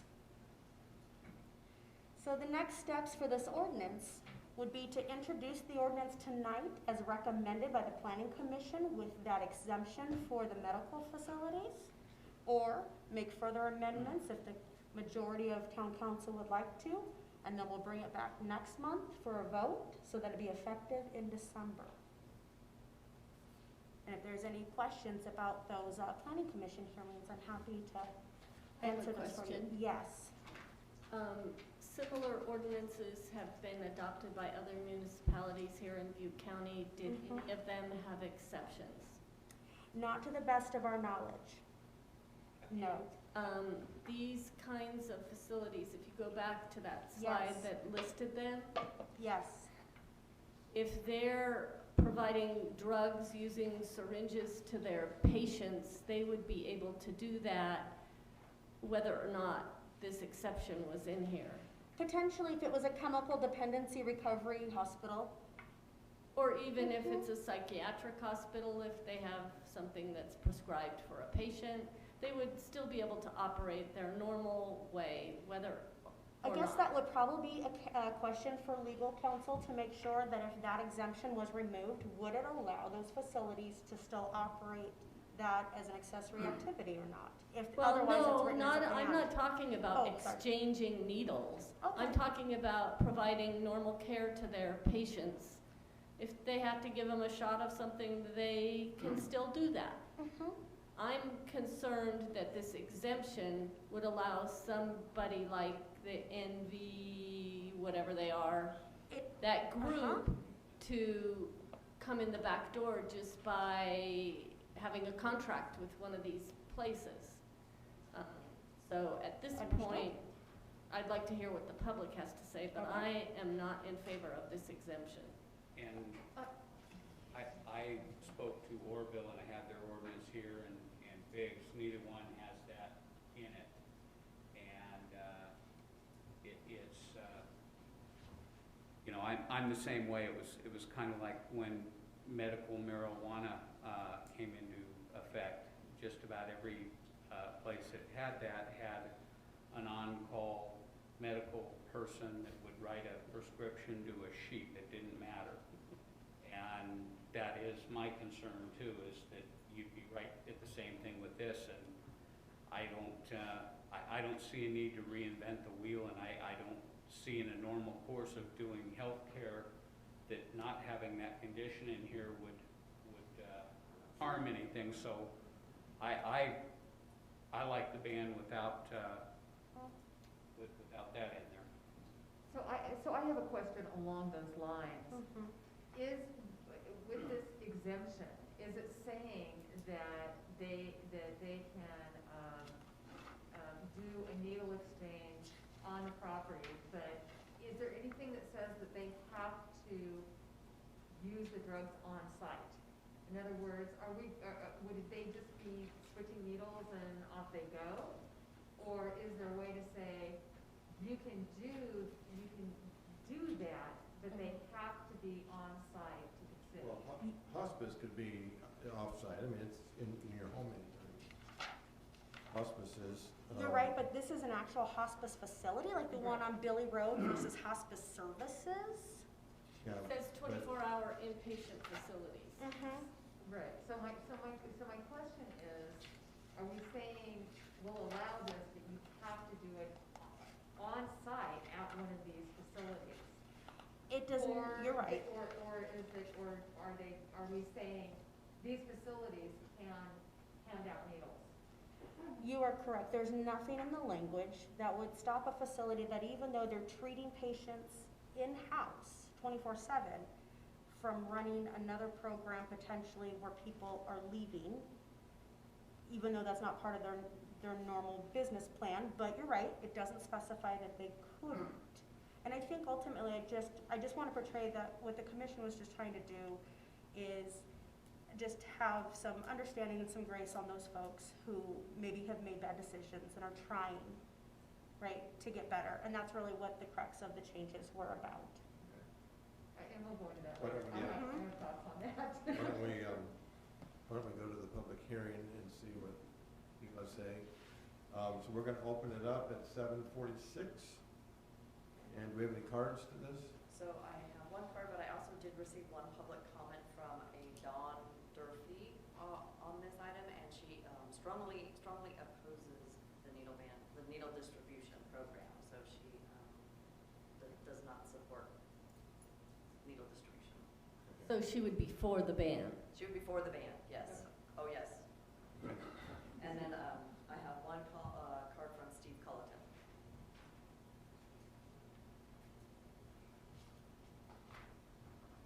Good evening, Council, Mr. Mayor, Vice Mayor. You know, I just want to say I really appreciate the points that were brought up by a couple of council members here.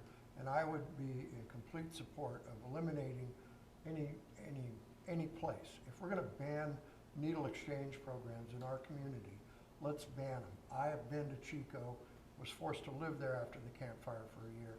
I've seen the mess it's made out of that city. I don't want it in this town. And I'm a former drug addict. I don't want it here, so. Thank you. Anybody else? No one signed up? Okay. Then I'm going to close the hearing at 7:48. Bring it back to council. I think just cutting to the chase, I mean, let's just ban the needles with no exceptions, period. I mean, I get that from here in the comments that my fellow council members made and from the public comment, so. I think we can That's a make motion, I'll second it. Yeah, that's a motion, that we ban needles outright, no exceptions, period. Is there any other discussion before we do a roll call? Okay, I guess we'll do a roll call. I would like to just say one thing. This is, I think it's really important to point out, in my opinion, needle exchange programs were, originally came into play to help address diseases that were being passed through dirty needles. What we have right now with the opioid crisis are people dying from opioids, not from diseases associated with dirty needles. So, in my opinion,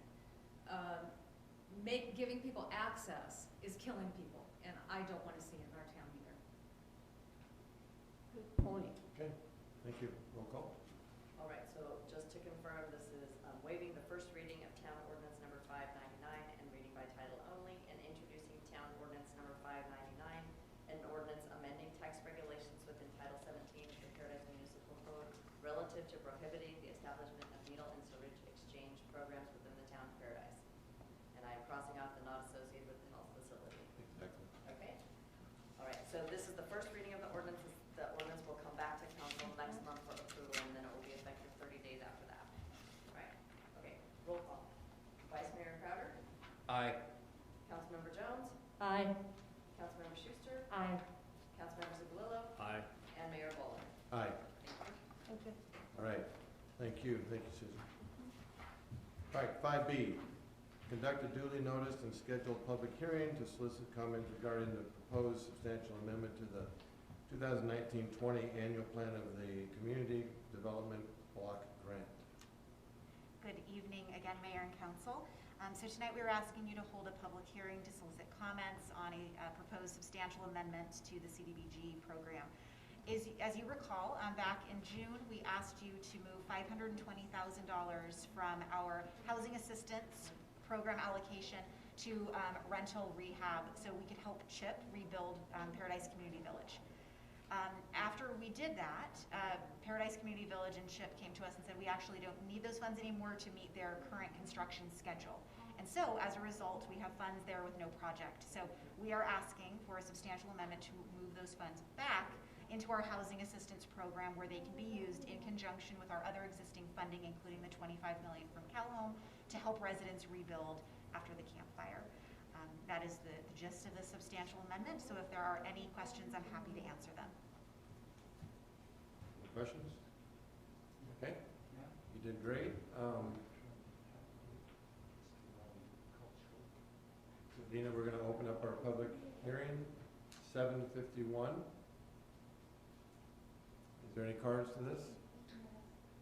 I have no cards on the time. No cards. Anybody want to come talk to this?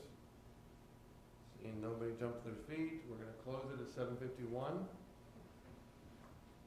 The wishes of the council. Move approval? There's no approval, this is just the first. I'm public sorry? hearing. There's no approval required. This is the first of 2 public hearings. Have another one. Oh, I'm sorry. Okay. Sorry.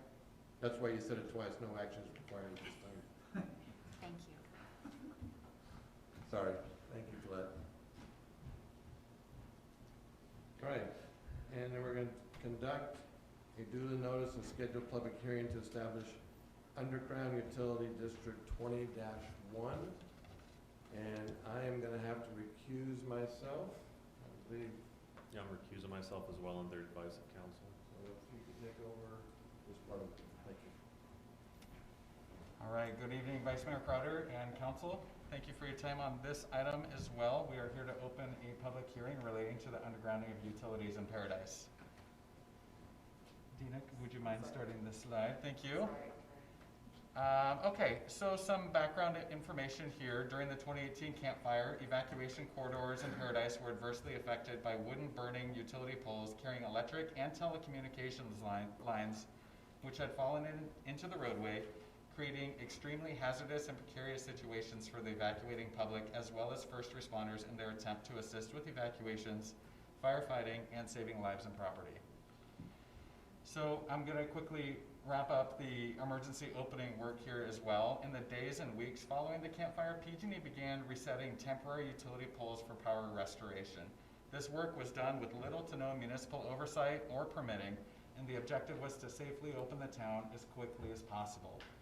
I have included one clip that I would like to play for the council and the community from a December 4th community meeting and update, a press conference from Aaron Johnson with PG&E, kind of outlining the objectives moving forward in getting the town open and the temporary nature of the infrastructure that was being installed. Is that what I'm supposed to go? You should just be able to open up the Google Chrome browser and then hit play. There we go. And then repopulation. We fully understand this is the first step in a long process. We want you to know that the next step after this is the rebuilding phase. What we are currently putting in place is a temporary plan, but it's really focused on getting gas and electric service back to everyone that can take service as fast as possible. We are building that temporary network to our highest standards, but it is a temporary network. We are fully committed to working with the community to build the infrastructure in a way that reflects what the future needs are of the town of Paradise. We know that those plans will take time to develop, and we are here to be your partner on what that permanent infrastructure looks like when you're ready. Thank you. Thank you, Dina. So I brought that forward just so we can all be on the same picture here in understanding after going through what we all went through and understanding that we as individuals and companies alike did not ask for this, but we do know we are going through it. And in the evacuation, the goal was to get the town open as quickly as possible. So there should be no surprises here that the poles were temporary, always intended to be temporary, as we outlined a recovery path forward, and I'll go ahead into that a little bit deeper now. So once we did reach that point to actually talk about the public community recovery plan, in partnership with the Butte Strong Fund, North Valley Community Foundation, and Urban Design Associates, we started that recovery plan in early spring 2019. This plan aimed to outline the future as it rebuilds and identifying specific recovery projects for the town and the community partners, as you've been hearing on a monthly basis on pretty much everything our town does moving forward. On May 22nd, 2019, PG&E announced their intention to bury all electric distribution lines in facilities in the town of Paradise, with the goal of reducing wildfire risk and meeting the community's desire for unobstructed egress, and the town's community engagement process helped drive that decision as well. We adopted that community recovery plan in June of 2019, and undergrounding of utilities was identified as one of the most critical partner-led projects as a Tier 1 priority as well. In the 15 months since the adoption of the long-term recovery plan, a dig once policy was adopted by this council. We've been coordinating with PG&E, Comcast, and AT&T through internal and external meetings. PG&E has completed over 30 miles of undergrounding work, with an additional 20 miles completed by the year's end. Telecommunication companies, however, Comcast and AT&T, have not participated in a single foot of this joint trench to date. And we do understand that there's a lot of processes, just timelines are critical, and this is no different for these companies. So I do want to acknowledge that. But in July of 2020, we came forward as staff and asked for some direction from this council, and you gave two instructions. One, to file a complaint with the California Public Utilities Commission relating to the lack of participation by the telecommunications companies. And two, if an agreement was not in place for within the next 45 days, to set a hearing for a Rule 20A district. And I'll go ahead and outline that here in the next couple of slides. But when we look at what we're getting today, and we look at the community's expectations, especially in participating in the long-term recovery plan, they wanted all utilities underground. They wanted unobstructed egress if there was another evacuation event involving fire burning wooden utility poles. So today, this is, I believe, Castle Drive, and where PG&E is already underground and telecom companies are still on vertical wooden poles. And a few other similar pictures here. So as relating to the second action for the Rule 20A, the CPUC created the Rule 20A program to establish a mechanism to fund the undergrounding of existing overhead facilities. Funds to pay for the undergrounding are generated from a portion of electric utility rates currently being paid by the customers, us. The Rule 28 tariff compels other utilities with aerial infrastructure to participate in the undergrounding effort at their own cost. So Rule 28 programs in this tariff is very specific. We can't just pick every road or any in particular road without meeting a couple of, or actually just one of the 5 eligibility criterias. First, all of them must be in the public interest. Whatever project we choose, it must be in the general public interest. That's a key point. But meeting one of the following criteria: either eliminating an unusually heavy concentration of lines involving a street or road with a high volume of public traffic, benefiting a civic or public recreation area or area of unusual scenic interest, and the most applicable one for us as the Town of Paradise moving forward in this effort is to be listed as an arterial street or major collector as defined in the Governor's Office of Planning and Research Guidelines. So we can say that this project is in the public interest because of the response that we received in the long-term recovery plan and the purpose of holding the public hearing to confirm that tonight. And we can also say that we are looking at only our arterials and collectors as well. So moving forward, what does that look like? And here is a map of the proposed underground projects, or underground, the streets that would be subject to this Rule 28 program. So I won't list them here, but they are available and have been noticed. So the way the normal process for Rule 28 program, I'll go into a little bit more detail, is, as I mentioned earlier, a portion of PG&E rates are set aside for community apportionments. Paradise would build our Rule 28 credit for an eligible project like we have for the downtown pre-fire. And then we would establish a district like we already did in 2016 and with a resolution and mandate that utilities are go underground by a certain date. PG&E is then paid from secured Paradise Rule 28 credits for the work at their own, or for the work, PG&E is then paid from secured Paradise Rule 28 credits for the cost of their work. In this case, in the normal process, telecommunication companies are then required to underground their facilities at their own cost. So the big difference here is obviously PG&E is moving forward with undergrounding of their utilities at their own cost as it is. So what we're proposing for the process to use the framework of the Rule 28 program is to only change one thing. We have $1.8 million of Rule 28 credits that we would like to allocate towards this larger district, and the credit shortfalls that would exist, obviously, because $1.8 million is not going to pay for the entire district, is that credit shortfalls would be borne by PG&E as they are already today. And everything else would continue to move forward as discussed here. As far as the Rule 28 checklist and establishing a project, we have to identify an eligible project area, notify affected utilities of the public hearing, and notify these parcel owners that are impacted of the public hearing, which we have done here tonight. So important notes, I do want to get back to the genesis of this project. We are doing this out of the direction of the long-term recovery plan and this council and the community at large. The creation of the district itself has no direct cost to residents, and we understand the financial considerations of Comcast and AT&T, certainly. It is challenging and it needs to be worked through. But with all of that said, we know it's time. We have to do the right thing for Paradise to ensure a safer and stronger community. Now with that, I do want to take a moment to acknowledge some new developments that I am able to report this evening. This afternoon, town staff met with PG&E and Comcast to receive an update for progress on negotiations. It is staff's belief that substantial progress has been made between PG&E and Comcast. And in fact, PG&E and Comcast have committed to provide a resolution to the town's concerns within 2 weeks. So with this in mind, we're recommending to this council that we continue the public hearing and we don't make any decisions tonight up until October 29th, 2020. That would allow an additional 2 weeks for some additional considerations to be had. And again, I just want to close and say that staff really appreciates that Comcast and PG&E in their spirit of partnership and helping the community rebuild in conformance with the long-term recovery plan. So with that, I'd be glad to answer any questions the council might have. I have a question. Yes. It sounds like Comcast is coming around, but not AT&T. So if there is this resolution within 2 weeks with Comcast, wouldn't we still want to do this to put pressure on AT&T?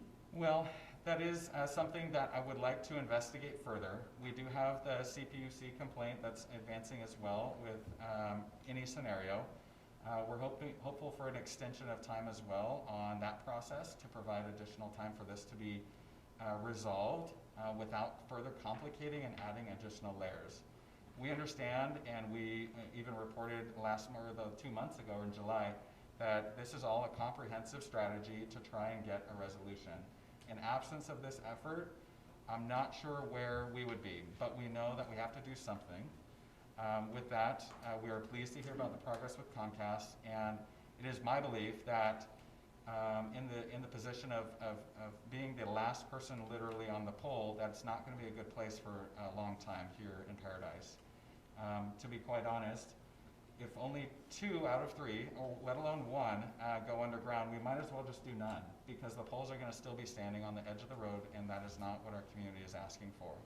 So I understand the concern about delaying this action, but I do believe the process deserves at least these 2 weeks, and we can report back and adjust accordingly as we know the outcome in the next 2 weeks. Okay, can I ask another question? And this isn't for you, I think this is probably for our attorney.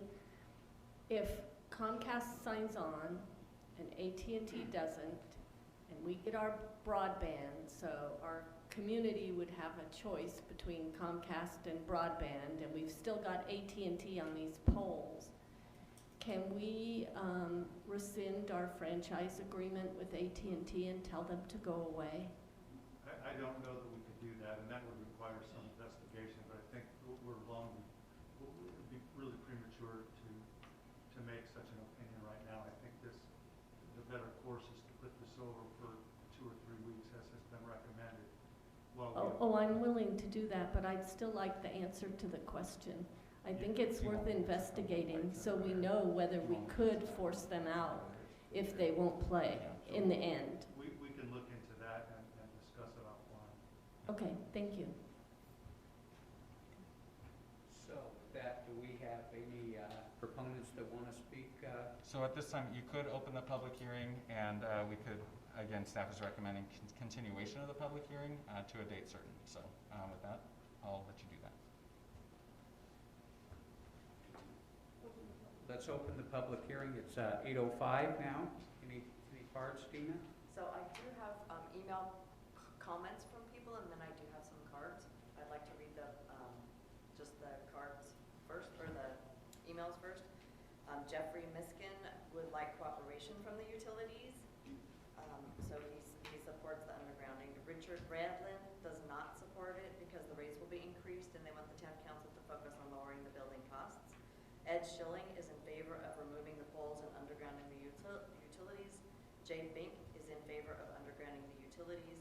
John McGuire concurs with town council about undergrounding the utilities. And Thomas Kogel, AT&T Legal, did send an email and a PowerPoint, and I know that they have a representative here tonight who will be speaking, who has filled out a card. So I will read the cards. The first card is from Steve Culleton.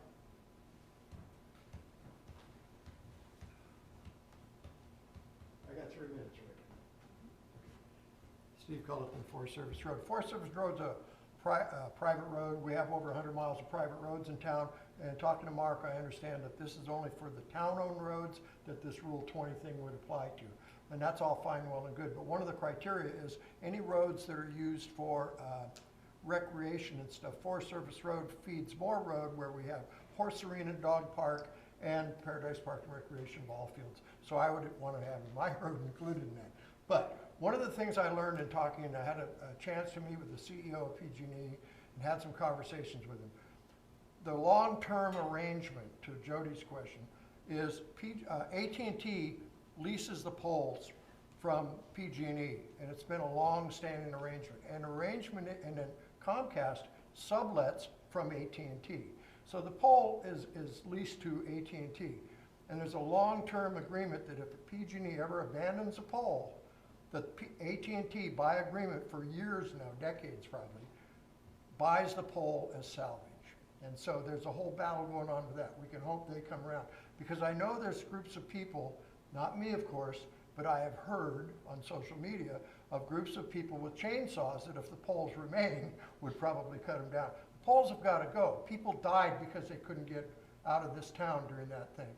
And the whole idea, and it's on record, Mark showed the video. So I really support this effort. And I think if we want to wait a couple weeks, makes sense because I know they're negotiating. But if we want to do that, but I support this because if the town passes Rule 20A, and like Mark said, there's no, the money's already been collected from us. We've already paid those dues. We got a big old credit, you know? So if we go ahead and do this, then we can use this as leverage because once they agree to put that fiber optic in that, because the conduit's being laid, PG&E's laying the conduit. So it's already in the ground. So they just got to say, okay, we'll take and put it down there. And so I support this. I think that when it comes back in 2 weeks, you know, I would be in total support. There's absolutely no reason. Drive up Skyway from Chico. All the poles have no power on them. They just got a cable on them. That's ridiculous, you know, because they're wood. They're going to fall on the road, and people are going to die if we ever have another fire. Thank you. The next card I have is from Alice Perez.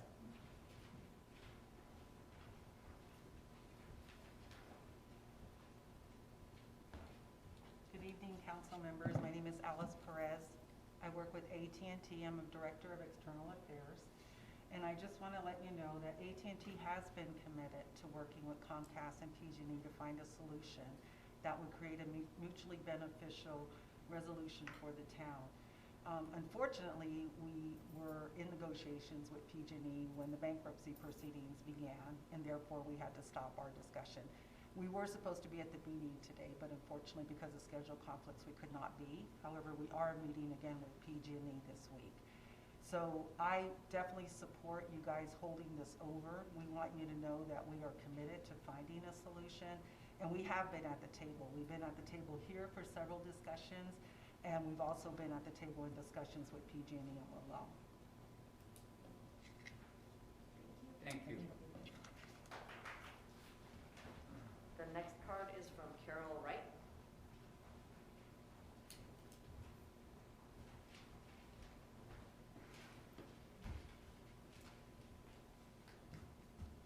Vice Mayor, council members, thank you for hearing me. I'm a little bit nervous.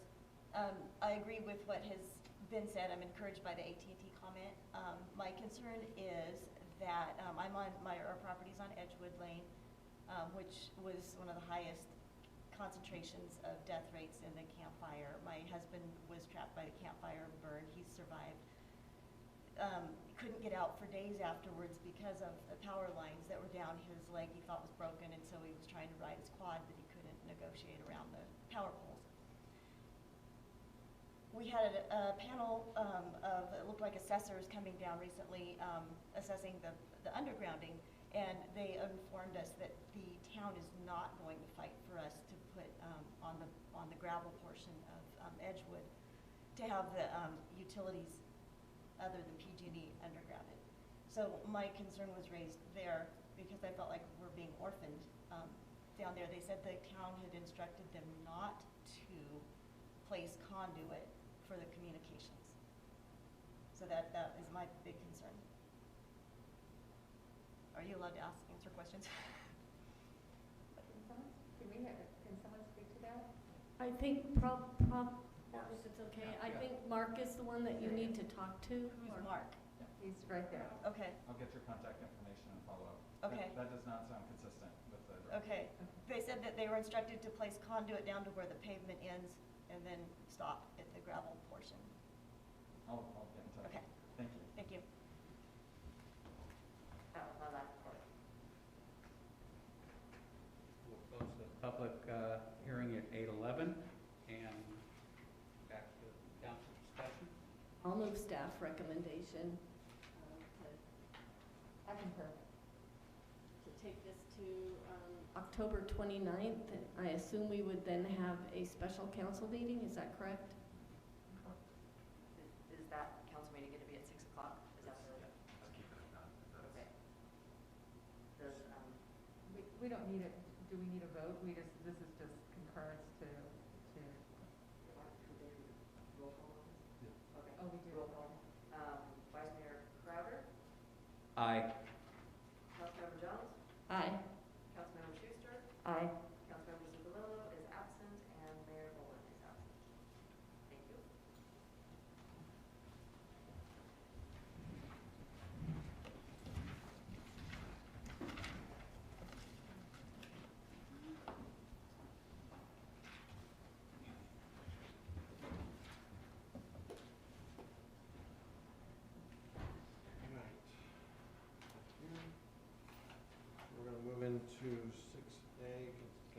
consideration.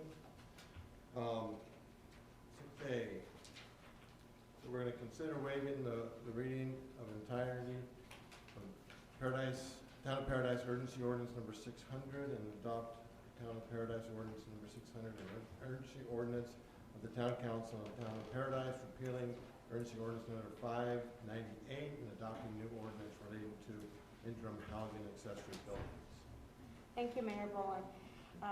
Council, each month we do take some time to give updates about the urgency ordinances and especially on the interim housing ordinance.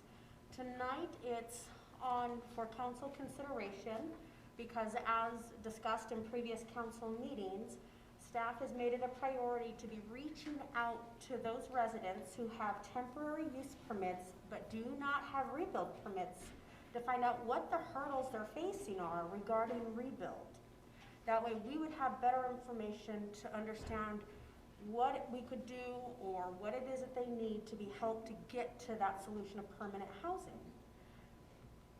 So some of the items that came up as a common theme when talking to the residents were about residents waiting for the PG&E settlement, whether that was to fund in its entirety the rebuild or to partner up with some of their insurance proceeds. But we had a lot of comments back, of course, waiting for one or all of those payouts. Another was just about time in general. As anyone who started the rebuild process knows, there is some prep work that's necessary ahead of time, whether that's the survey, doing grading if the excavation for the debris removal, right, left a larger hole than normal, doing some of that, plus some of these lots suffered septic damaged from the fire, and getting that all in place before the rebuild process starts. Another consideration item we heard was about construction materials and the fact that the shortage of some of those, as well as just building materials locally such as concrete, are just causing a delay in that some builders who have contracts are not necessarily going to start the process for permitting if they can't actually move forward on the jobs yet. And understandable, it's an outlay of funds initially if you're not ready to actually start. And then some of that, because of the pricing, if you want to be prioritized, you will pay additional for that, for some of the materials.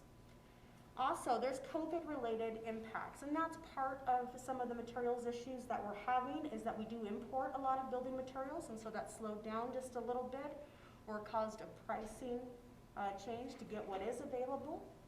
But also residents who were just affected by either a loss of job or just a restriction in hours or something, financial impacts that COVID has caused to them personally. So they may not be as ready to outlay their insurance proceeds if that's kind of the nest egg they have right now with uncertain circumstances regarding their employment.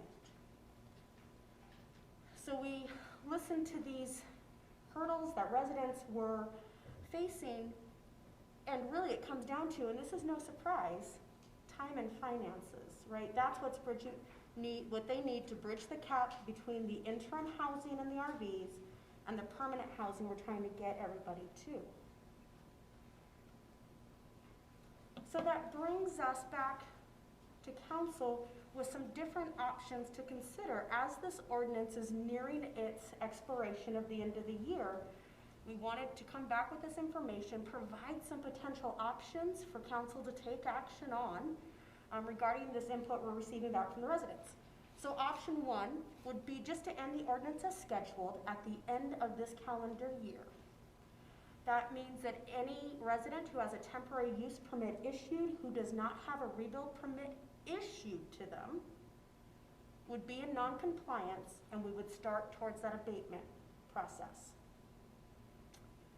Option number two, this is one we've talked about at some of the previous meetings. We end the ordinance, but we come up with some alternative thresholds to show that they are making the effort, they're complying with the intent of the ordinance. So maybe instead of having a rebuild permit issued, they've just got it applied for. Or they have a fully executed contract with a builder, a plans designer, manufactured home dealer, or they're actively working with our town housing specialist on one of our programs, or directly with the state for one of their housing programs also. And then the third option, and this is the one you'll see in the staff report, is the staff recommendation, is to extend the ordinance across the board for 6 months with the ability to get an additional 6 months until the end of 2021, utilizing those alternative thresholds that we've previously talked about. We have detailed in option number 2. So why was that option the recommendation? Looking forward to 2021, we feel that there are multiple opportunities that will present themselves to help residents get to permanent housing. One of those is that the state will be releasing some grant funds, and that's direct grants from the state to the landowner, not through us, that will help with residential rebuilds. And they anticipate releasing those the first and second quarter of 2021. Also, we're hoping, as we kind of spoke tonight with the health officer, as we move through these tiers of COVID, that might help with people's personal jobs or finance situations. And also, if we can get more materials into the market, that might help with the prices to a point also.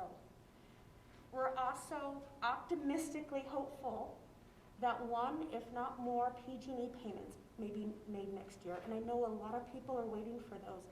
And that will, if one's made, they'll have a better understanding of what those payments look like. And if they delineate, is this one of 2, one of 3, so that they can do better, just a better financial check of their situation. And maybe that's when they decide, you know what? This may not be enough to rebuild. I'm going to go ahead and take up those offers to work with the town housing specialist on one of their programs. Since one of the a bit of feedback we received was that people were hesitant to take on debt when they're under the impression that the PG&E settlement may be enough to rebuild. Also, we're hopeful that, by spring of next year, that the hazard trees won't be as much of an issue for people trying to build. As we heard tonight, there is genuine concern about trying to rebuild next to trees that you certainly don't want falling on the house you have in construction. So hopefully if we can get past that hurdle, people will be a little bit more confident with their construction sites. And then another item is the multifamily housing. I'm sure that all council gets those bi-weekly updates that community development sends out. We still have 150 multifamily housing units in construction. And that will just give additional options. So if a rebuild right now just isn't available, then there may be some rental options coming aboard spring and summer next year. I'm very excited to see how many multifamily came back in as fast as they did. But a lot of those aren't scheduled to finish until spring of next year. So what the amendment means, I want to be very clear about what these timeframes mean and what kind of permits we would be allowed to issue. Essentially, we're picking up the deadlines we set this year and just moving them forward 1 year. So if a 6-month extension was issued, that would mean that staff would have the ability, if you're a displaced resident, to still issue temporary use permits to land without a rebuild permit. You would still need to meet those health and safety guidelines that council said about being hooked to a functioning septic, electric, and water, and have garbage service. But it would defer that requirement for the rebuild permit until the end of June 2021. If you would like to stay in your RV because you already have a permit or you're issued one in this interim time and you want to stay beyond June 30th of next year, that's when we need to see evidence of one of those threshold markers: application, issuance, signed contracts, working with the housing specialist. Then that, on a case-by-case basis, will get you till the end of 2021. To stay beyond the end of 2021, that's where it just reverts back to the standard temporary use regulations, and you need to have a rebuild permit issued because the urgency ordinance will have sunsetted. So that's what staff would like to present to council tonight. Both Katie and I are here to answer any questions. Any questions right now, or do we want to have public talk? Okay. We'll be back, so don't go far. All right, I'm sure we have cards. Again, we're on the 3-minute time frame on your discussions. We're gonna go for a while. I don't know how many cards we have, but if it's getting to be the same thing over and over, I'll ask that, after a point, is there something different to be said? So right now, you have 3 minutes to speak. So I have 2 email comments. One was from Donald Primer. He supports extending the ordinance, as well was concerned with some of the issues with it. I forwarded that email to council, and I've also provided it to you in the packet. And then there was an email from Kate Gaussmith with the Campfire Collaborative, who they support extending the emergency ordinance until December 31st, 2021. So, and then I have cards. And all of these public comments I'll post online tomorrow, and there are some hard copies here available for anyone who would like to see them as well. So the first card we'll do will be Jackie Shearer. Thank you. This probably should have been in the public comments, but I was misguided. I didn't know. You're gonna have to speak up and get close to the mic there. Thank you. I should have been in the public comments, but this is okay. My AOE money from State Farm was cut off September 30th, and I had a decision to make, either to move to Oroville or Paradise. Naturally, I would choose Paradise. Where I'm staying in my travel trailer with my pets, he wants $1,000 a month. I cannot do that. And I can't go back to my original property because the fellow behind me made my life a living HELL. He's a criminal. I don't want to get into it because if he sees this, he'll track me down. I have an extensive restraining order on him, and it's still running. So I said, well, I can't go back there. There's no way. So even Scott Lauder had to deal with this neighbor, and he went to the city attorney because I had to call so much on him that they were going to fine him for all the police having to come out all the time. It was horrendous the way he went out after me. At any rate, I had to get another piece of property. I got it, and the money I had saved, and now I have all these rules, all these permits, and it's just over the top. When I bought my house previously, 20 years ago, I just bought it straight out. That was it. And I think your rules and your restrictions are so strict, and they're wrong. And one thing about Scott Lauder and Gene McCarty, oh, what a wonderful code enforcement officer he was. He became my pal. He even gave me his home number. And everything I needed, I could call him, and he was there for me. And even Scott. Scott and Gene McCarty went by the spirit of the law, not the letter of the law. They looked at everyone individually, not down the line like you all do. My situation, I'm a disabled senior citizen physically. I have a handicap sign for life, and I'm moving up here without water for 5 to 6 months. Are you kidding me? And then I have to jump through all these hoops with all kinds of money. It seems like when I came back, we should all get a red carpet for us. But I'm coming back up here, and all I get thrown at is you want all this money, money, money, and I feel like you're just punishing us. And that's exactly what it feels like. I miss Gene McCarty, and I miss Scott Lauder too. Scott really loved the people and helped us. And I'm sorry that he had to walk away from all this, because I miss him right now. I don't think this would be going on like this if he were here. I've just had it. I've done everything, all the things you're requiring. It's stripping me of all my money, and you don't look at anybody individually. I've gone through all these hoops and jumping, but now I have to do the survey of the land, and the one side has never been recorded. So now it's about $3,500 for that stupid thing. I don't care if I'm losing 4 feet. It doesn't even matter to me. But it matters to you all with these silly rules. You're choking us to death like this lady that can't even get a call through. Thank you. Thank you. Well, you need to change it. You need to step up like Scott and Gene McCarty. This isn't working. Okay, thank you. The next card is from Paul Clyffa. Let's go.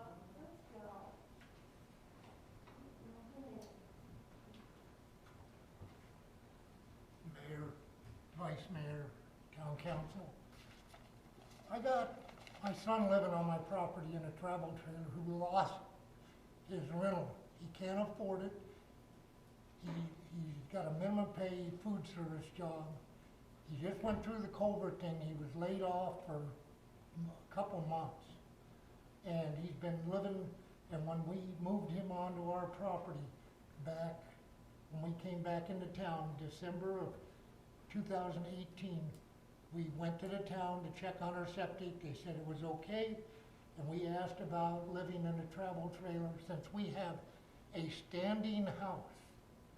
We're one of the lucky campfire survivors that had a standing home. And they said we didn't need to get any permits or anything. Now, on September 30th, they dated this, but on October 3rd, I get this in the mail, an abatement to quit, to move that trailer, move him out of our property. And he can't afford anything. We're trying to get an architect, a builder, and stuff, and we just need more time. We need a whole lot more time, because it's gonna be about 6 months before we can even start a building. You know, and we've been residents of Paradise for 40 years. My boys grew up here. Both of them. We have my grandson living in my back bedroom. My older boy is still living with us, and my younger boy is living with us. And I'm 72 years old, and we got very limited income. I'm living off of Social Security. My wife's living off of state teacher's retirement. We need help. We need more time. You know, we just need more time. And like I say, why should I be punished because I have a standing house? Okay? Thank you. The next card is from Lorraine Dector.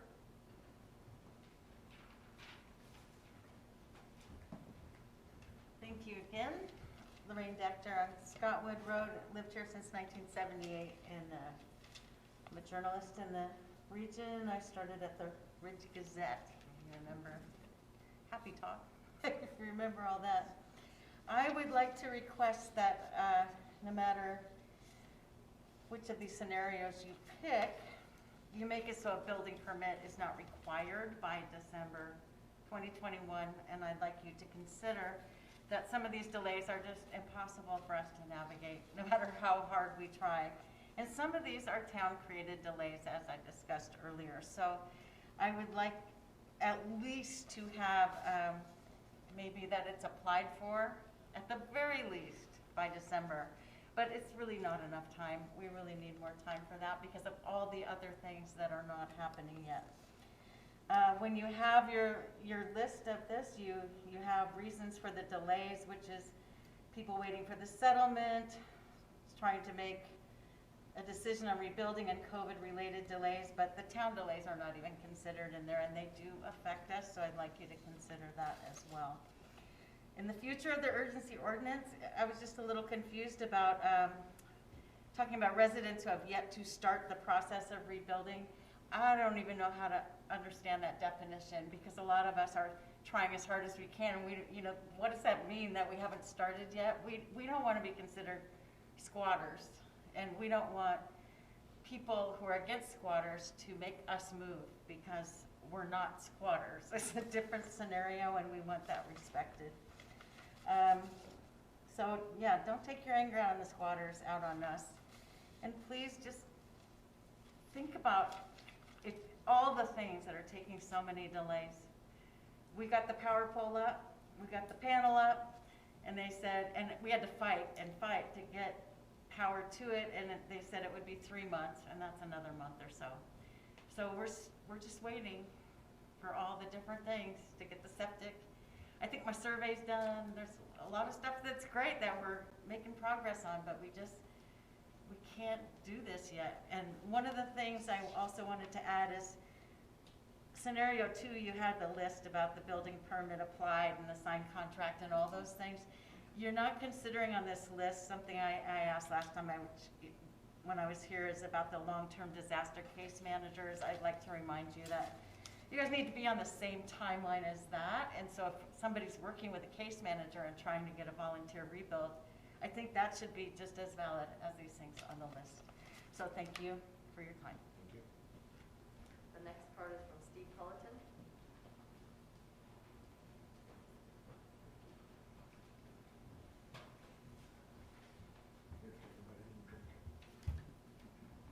Steve Culleton, Forest Service Road. When I first saw this on the agenda, you know, I was gonna come and say, you know, I just don't understand why they just don't go a year. You know, I think it's a good plan, but I don't understand why staff came back to you with saying just 6 months, and then we'll do this other 6 months with other conditions. You got some conditions and do that. Now, a lot of the septic issues about people hooking up to them, you know, why people aren't signing the tree ROI is because the ROI for the cleanup back in FEMA was in here. Whatever they damage, there's no liability. It's just stuck on the homeowner, you know? And so a lot of people got septic tanks, 10 grand, maybe you can get it for 8,500, but they don't pay for any of that stuff they damage. So a lot of us are stuck. Not everybody has insurance, you know, and I know my wife was, a lot of us are traumatized by what happened on November 8th. And we're not even ready to make decisions. Some of us, you up there and myself included, were fortunate enough to have enough insurance to rebuild right away or something. But a lot of people didn't. And the gentleman that spoke earlier, one of the other things that when you put pressure, which I asked you to do a couple months ago, on your code enforcement to go use the, people are complaining to you guys because of the squatters and the people that are not following the rules, that are doing the stuff that we don't want in our town. But we have rules, so you put a little pressure on code enforcement. So then they go out and they take the low-hanging fruit, as the mayor told me. And so they start writing up, we have ordinances when we had 26,000 people, you can't have an RV or anything stored on commercial property. What's the point of that? You know, we don't have 26,000 people anymore. Like this gentleman, the code, the existing code, not the emergency ordinance, that says you can only have an RV and have somebody visit or a relative or live in it on your property for like 2 weeks or something with a you know, why do we have that? We are recovering from one of the biggest disasters ever happened in this state. Let's get rid of the codes that don't make sense, and let's go apply the codes that deal with the people that are violating our health and safety codes and our community. Let's get rid of the riffraff. But in the meantime, let's help the people that didn't have insurance, don't have it, have some heart. So I think it's okay, I support it, but why make it 6 months with more conditions? You know, we're so sick of the condition. Take some of the grant money that we're getting, or the missing middle or whatever, and pay the $175 permit fee. Why should I need a permit? I'll register my thing, but why should I need a permit to camp on my own land, to try to rebuild my home? That's it.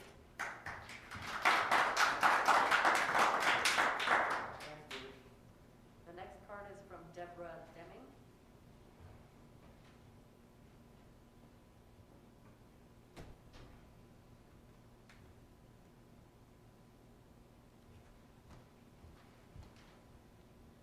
Good evening, Deborah Deming. I hope everyone is doing pretty well under these circumstances. What I'd like to touch on is that my house is actually in Magalia, but I can't go stay in it because of the trees coming down. So I've been staying with my fiance in Paradise. Now, at the end of December, he's not able to apply for a loan right now because of his W-2s. He and others who are waiting for their taxes. This is funding that's not coming in, and he does not have a 2-year period of his W-2s. So we have to relocate his trailers possibly off the land at the end of December, when I'm actually staying with him because of safety measures of the trees that are going to be coming down on my house, because we're not cutting trees down.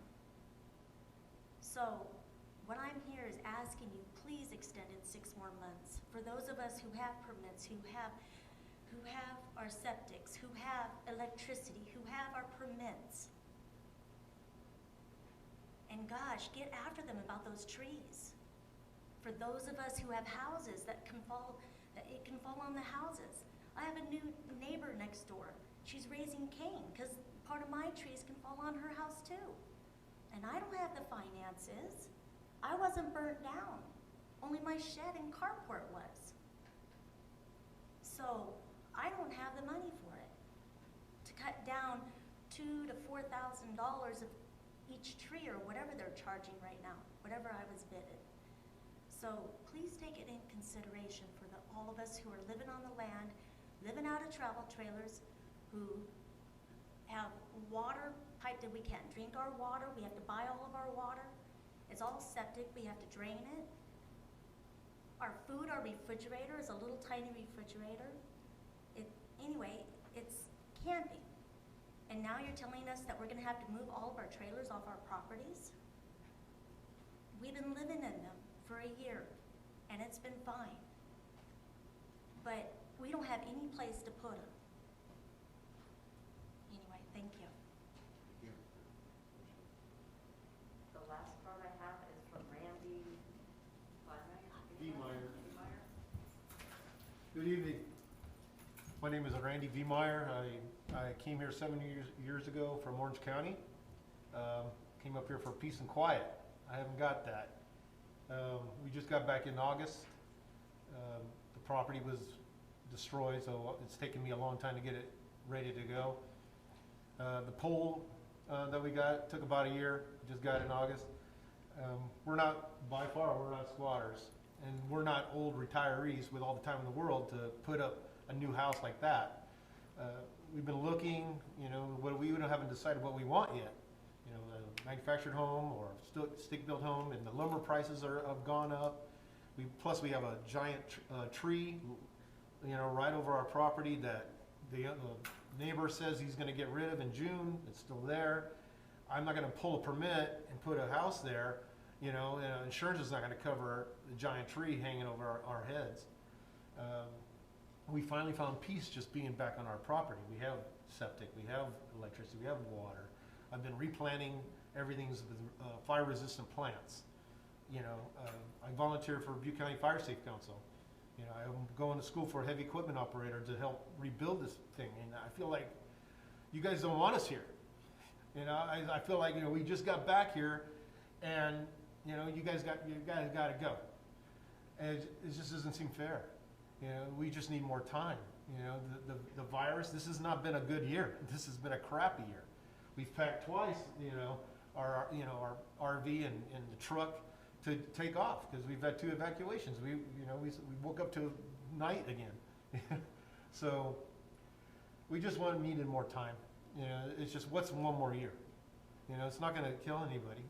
One more year. If you looked at our property, you'd be like, wow, this looks like there should be a house here. Because I already rebuilt the fence, planted trees. I took down 10 of my own trees and bucked them up. And it's just we just need a little bit more time. I got to finish school next year, and she needs to finish school, and then we can look into what kind of house we need after that tree's gone, because we can't put anything there until that tree is gone. So and this is how much money I spent on ACE. This is just my ACE receipts. I feel like I wasted my money if I'm kicked off my property by the end of this year. You think ACE this is just ACE. I've already spent tons of money on other things around here. I feel like I wasted my money if we have to leave. It doesn't seem fair. We just need one more year, and I want to start a neighborhood watch in there, even though we're like one of the few people left. If people are not following the rules, putting sewage on the ground and leaving their trash out, take care of them. We're not doing that. Thank you. Thank you for your time. Appreciate it. Okay, back to council. Thoughts, questions? I have some thoughts. I kind of like the staff recommendation. I think that the people who have been living in their RVs and complying with all the rules and trying to get started with their rebuilds, they deserve for us to give them that consideration and time. But we also represent the people whose houses didn't burn down and are still living here, and the people who are pouring everything they have into rebuilding. I don't think anybody who even had insurance could rebuild without other resources. And so people are putting everything they've got into their house. And I don't think we're doing a very good job of enforcing the ordinance we have. And I'd like to show some pictures that I took in about 15 minutes. I didn't even have to leave my own neighborhood. So I didn't go all over town. And these are people who are not complying with the ordinance. And I don't see that even with the presentation we got about code enforcement that we're doing anything about it. There's a, go back to the first one, porta potty. They have no sewer hookup. Next one, please. Porta potty, same thing. Porta potty. Porta potty. These people are not connected to sewer. This particular place, this is a trailer. It's a very neat and clean, but that room addition does not meet code and was built without a permit. And I know that the complaint came in to code enforcement in June. It's almost the end of October. That's way past the time frame you gave us, and nothing has happened. Next, please. This property, there are 3 RVs there. They're only supposed to have 2. There's also a bunch of garbage, but I'm only focusing on the rules. They had a porta potty, it's gone, but there shouldn't be 3 RVs. One of them is a van conversion, so I've been told that it's a registered vehicle, so we can't do anything about it. Well, when we passed the urgency ordinance, we said 2 RVs was the maximum. So I don't care if it's a registered vehicle. People are living in it. They're not following the rules. Yeah. Next. Oh my God. No more. Porta potty. Okay, we need to not do that, please. Thank you. I heard from a number of people who spoke from the audience that they want an extension for the people who are following the rules, and they want us to enforce the rules on people who aren't. So what I'm showing you is that we are not doing a good job. I think that's the last one. Oh, this is another building built without any kind of permit. And there's also a lot of trash around there. So my concern is that if we pass an extension, I want it to come with strengthening the ordinance in some manner so that we can actually enforce it. Because if we don't, and you start issuing these temporary permits again, or people are gonna just come in without even getting a permit, we're just gonna have more of this. And I don't think it's what the people who are following the rules want. They want us to extend it because they're doing the right thing, and I think we owe it to them. But we also owe it to the other people in town who live here that they don't have to live next to something like this.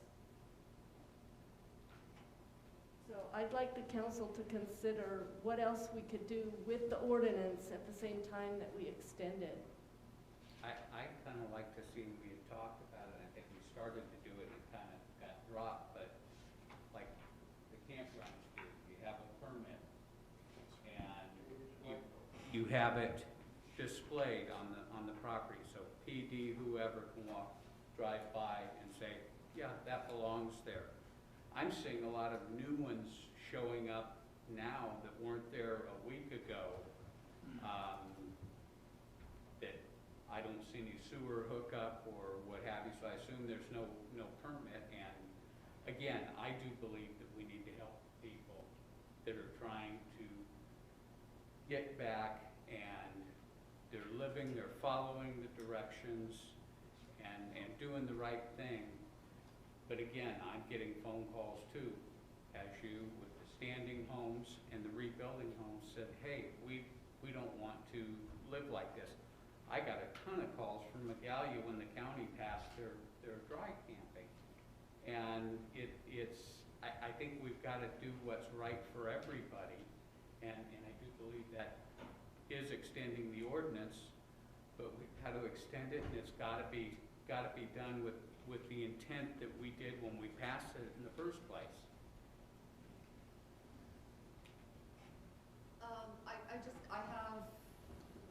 thoughts, but I also have some questions. So we recently added code enforcement, a couple of code enforcement members. That was done when? End of July. End of July. Do you feel that, that you have enough staff to address these issues? So part of the difficulty, or what we've realized, is that every time an amendment is made to the urgency ordinance for this housing one, right, it's effective immediately. And there, I'm sure, is a misunderstanding, or just they don't realize that even if you had a permit issued to you under one of the previous iterations, every time the ordinance changes, you are also subject to those changes. So you will have sites that have porta potties that have temporary use permits, because when they pulled them, they did not have to be hooked to septic at the time. And I can understand that once they got their permit, they weren't necessarily following all the future changes of the ordinances. So when we find those, we note those, but we're also proactively looking for sites that they don't have any permits to be there on, and that's gonna be our #1 priority. And when we've only got the capacity to do maybe 15 citations a week, we're first trying to go out to those that are not part of the program at all. Though we're making note of these others, and I know I saw paperwork about the site where they were doing that illegal building, because that caught my eye. So I know that one's active, but you will have sites that have temporary use permits issued, but it was last year, and some of these things didn't pertain to them yet. But they do now, but they don't realize that. And so maybe they had a porta potty because they already knew their septic was failed, but they weren't required to hook to it at the time. And so there's a delay to make the repairs. But Susan, I thought you've been out to talk personally to all of these people. That's what we were told, that you were visiting all of them. So if you've been to visit them, why would they not know that they can't have a porta potty? No, it's about the Rebuild advocates reaching out to them to find out why, or what are their plans for rebuild. That's the initiation that we've made with But we're the not telling residents. them what the rules are at the same time? They don't necessarily know what their individual setups are when they're talking to them on the phone. We're trying to find out what hurdles are they facing to get to permanent housing. I think a lot more could be done Can we with close that. that loop? Absolutely. Yes. Absolutely. But it's also, that's what we've realized with doing this proactive thing, is that they're finding these sites, they think they're RVs without permits. We go back to the office and check, and sure enough, some of them do have permits. They're just older, and they don't have those same conditions. Well, wait a minute, they Yes. do have the same conditions, because the ability to dry camp expired, whether you had a permit or not. You're absolutely right, but the septic, the requirement to tie to the septic was later. But that doesn't mean that they don't have to comply with it. You're right, you're right, and so we are making note of those, but we're also prioritizing those that have no permits, that essentially are squatting. We have 23 or 24 open cases right now of RVs without temporary use permits. And so. I don't really care whether they don't have a permit or they do have a permit. It's not okay to be living there for years with a porta potty. Correct. It's not sanitary. I have no confidence, given what you've just said, that if we extend this ordinance, that enforcement will get any better. I have no confidence at all. And I do. I feel that what we did in July was to say, hey, look, we've got to get some more information. We've got to find out who these people are and what their issues are. And I feel that that staff has really stepped up with that allowed us a tool to find out what these problems are and identify them and find ways to address them on a policy level. There is no one-size-fits-all solution. I mean, as we're talking about porta potties, I'm picturing the porta potty that's at the front of our property that I hate looking at, but is there for the workers. It's not us. You know, and clearly the ones that you were showing, Jody, were people were living. They're using it 100% of the time. And that's not okay. That's an ocean. We also have our entire community that is confused. They're so confused by what they're supposed to be doing or what they need to be doing. They're you know, I mean, I hear people say that the town is charging them money, and it's not understanding the process, and it's so hard and so confusing.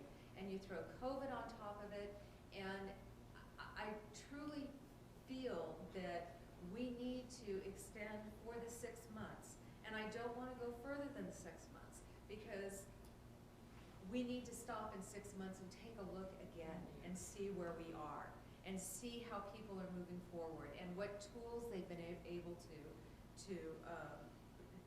make use of. One of the things that I think has come out of this process are the number of people that are now talking to our housing associates because of this process. So in my mind, what we're doing is continuing a process of helping our community do something they have never had to do before, were never prepared to do, and we need to give them grace to do that. At the same time, trust me when I say, I don't want to see what you showed me up on in our town. So how do we get rid of it? We need, you know, again, I don't think there's a one-size-fits-all solution. And I don't think that it's a matter of saying, this is what we're going to do today, and it's going to be this way from now on. I think we need to make good data-based decisions that are compassionate. We need to, I am in favor of staff's recommendation that we extend for 6 months so that we can continue to monitor these situations, find out what's working. Do we need to hire more code enforcement staff? Is that something that we need to do? Will that help? Do we need to address it in another way? You know, I just feel that this is a situation that needs, it's not going to be solved by policy. We need to continually monitor this and make adjustments as needed as time goes on. So. Now, staff's recommendation still includes that it has to be your property you're living on and that you had it before the campfire, is that correct? No, it's back to where it was before, where you just have to have been displaced. But if the owner will allow you, if maybe you own the land at the time of the fire, but you didn't live there, you had a tenant, you can still give the permission to the tenant to be there. But you have to have survived the fire. You had Yes, to be sir. displaced. Whoever's There's a lot of staying people there, that are coming yes. back, their mom and dad owns a property, and their mom and dad's saying, I'm not gonna live there, go ahead and go up there and live. Oh, absolutely. And so they're out of Chico, they're out of Oroville, they're going up there and they're living on a property. Yep, we've got That one does right not work. now, we're asking for verification. Well, you because- got more than one. Oh, I'm sure, because whoever filled out the paperwork isn't actually who's living there, and we're finding that out later. So Correct. if you were not at least a tenant on that property, you're a squatter. If you were displaced in town. So, right, there's a lot of families in this town where maybe parents owned one land, they've already relocated somewhere else, the kids were renting, and the parents said, okay, we'll give you permission, you were displaced, to live on our property during the time of this ordinance. Like a situation like that. So they were renting a property that was In- not their parents' property? Correct. So they could have been anywhere, and then the parents can give them the right to... If they show that they were displaced, right? So we are asking for copies of utility bills or IDs or something that ties you to a property at the time of the campfire in town. And those are not hard to get. Those are not hard to get. I mean, we're having people say, well, they can't find it. That's not true. I can still have it sent to me. I'm still getting mail from my own Right. place. I mean, that is not hard to get. So that's something we need to make sure we do get. Yes, sir. And was that how it was before? I thought before, if you were not the property owner... Before July. It was before July. In July is when we changed it to be for the property owner to live on the site because the rules were changing that you needed to have the rebuild permit issued to you. So yeah, it went to just an owner. So we're eliminating that now? Correct, we're going back to pre-July where it was just as long as you're displaced, you can be on the And you have property permission. with the permission of the landowner. And why do you want to do that? Well, Because they I thi- survived the fire, they were up here at the fire. They survived the fire, I can get that. That's if they were here, but if they weren't here, and that's what a lot of them are, they're not here, they're just coming up and live on mom and dad's property, or whatever. So it sounds like we have two issues. I mean, one, I heard, you know, Melissa bring it up and Jody bring it up, you know, where are we at with enforcement? And I think that would be probably a great agenda item, probably at the October 29th special meeting. But, because a lot of, you know, I think what's happening is the people that are just flagrant violators that have absolutely no intent of rebuilding or anything are casting a poor shadow on those who are like, look, we're trying to do the right thing. And I know we brought this up in the past because we, you know, those pictures that you brought up, Jody, I mean, a lot of those in there they're nowhere even close to any type of compliance or even trying. I mean, common decency says you use a trash can. I mean, you don't have to, if you have to ordinance that. So I think we have two separate things. I think one is code enforcement and have a serious discussion about, you know, what's the department look like? Do we need more people? You know, I mean, you're saying we only do 15 citations a week, 12 to 15. I mean, are we, if that's our capacity, we need to do more? I mean, are we really have like 20 or 30 we have to deal with and you can only do 12 or 15? Right. The pictures I took, I found in 15 minutes in my own neighborhood. So I know you need to be doing more than 12 to 15, because I think there were 12 pictures there. Right, so, but I think it's two-faced. It's one, you have the code enforcement issue. One, you have, you know, people that are not trying to rebuild, they're just existing. And then you have a whole separate group, which I think most people here in the audience are, and that are probably listening, that are like, okay, I'm getting an architect, I'm doing these things. I think a lot of the pictures that you're showing are probably are people that are probably not doing those things. So I think that's one separate issue, code enforcement. But secondly, I think all of us would support, you know, I hope we would, if someone's saying, look, I'm going through the process, I'm doing the right things, I need more time, I think that's reasonable. But I think we're in some ways kind of, you know, blanking these over on top of each other, where I think they're two totally separate issues. One is the people who do the right thing, do we want to give them more time? I think yes. The people that are, you know, living like pigs and have no decency for the town and themselves and all that, that's a whole separate thing. But I think we need to address those two separately. Yeah, I agree with that. I do have a question. Is there a possibility, does Four Leaf have the possibility of adding assistance for code enforcement? So could we temporarily? Right, so that's where the augmentation came from. Where we're still gonna run into a bottleneck is you need the town's code enforcement officer to sign off on the citation. So it's possible that we might, you know, end up having to pull ours off of inspection just to do citation. I think that that's something that we definitely need to look at, but what's in front of us right now is the extension with the recommendation of staff to extend it for 6 months, and I would make the Okay, motion to. well, let me talk first before you do that. Oh, sorry. I agree with Michael. I think you clarified it. There are two situations going here. I will take a little offense, and I'm not an offensive person, but I'll take a little offense, that we don't care about people coming back. That is not true. I wouldn't have spent exhaustive hours on this council over the past 2 years if I didn't care about people coming back to this town. I've been in this town for a long time too, and this is my home, and I want people to come back. But there is distinctly two different situations. There's people that care and care about their property and care about coming back properly, and there's those that don't. And those that don't, we need to do something to move them on. It needs to be health. Concerns need to be paramount. We cannot do it without septic tanks that don't work. There are ways, there's help with that in the town. There's ways of getting help with the money for that if you need it. But there is ways. So you need to research that. It takes time. I told my own son, I said, there's money out there for your house you lost. Go look. And he came back and goes, oh my goodness, there is a ton of money out there.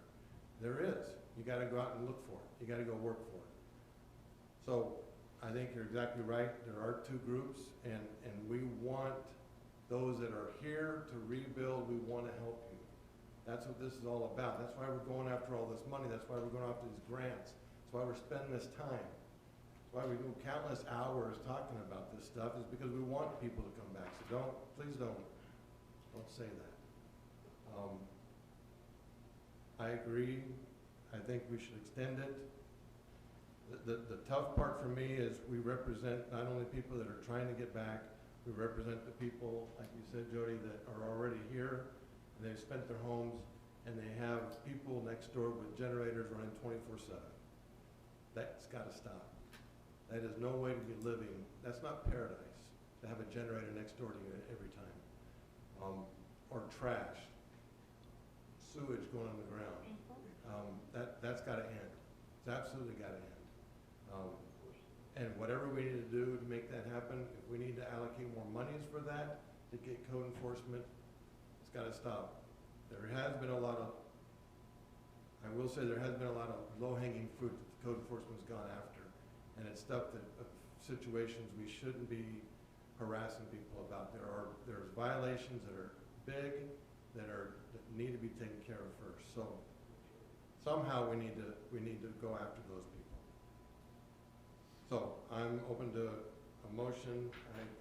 I agree with the extension, but there has to be movement. There has to be moving forward. I'm in construction. I know about the cost of things. It's not, if there's gouging, it's because there's people out there that are doing that, and there's people out there that care about people coming back, and they're not gouging. I know a group of people that would love to help people build. So, yes, there's an issue right now with some materials. That's gonna be, and I understand that. We're gonna get through this. And if we, 6 more months, but you've gotta show that you're moving forward. You either get an architect, you're working with a contractor, you're doing something to move forward. If you need help, we got people, we got advocates to help. My goodness, we got a bunch of people that want to help. They're begging to find people to help, so please. And I know most people in here probably already don't need that. So I have one question. There was a situation with a house and a trailer.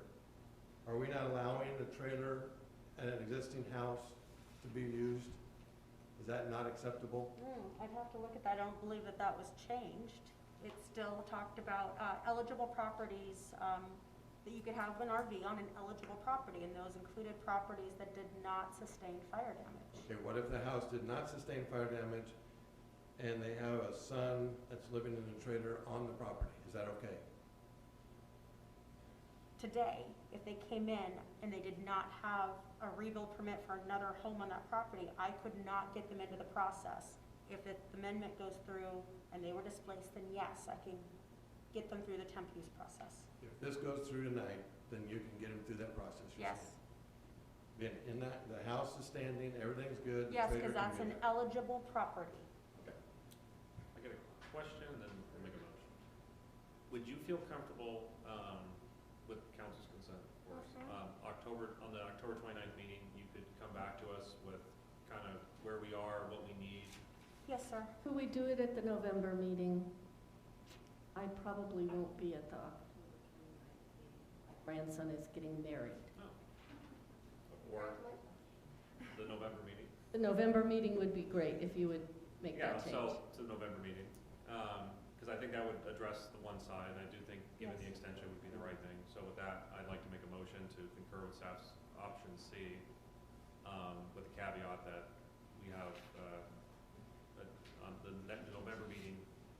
An update on the enforcement process and Update what on, we're gonna do. what you're needing, Yes, what sir. you're not needing, pretty candid, conversation. Okay. I'll second that one. So option. I'm sorry, Steve was talking. Can you reread that?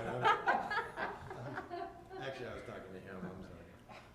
Okay, so motion by. Throw you under the So I move that we pass it, with the caveat that the November meeting, staff bring back specifically code enforcement, where we're at, where we need to be, and give us some options if we need to hire people or change the ordinance or whatever to deal with the other people. Okay, thank you.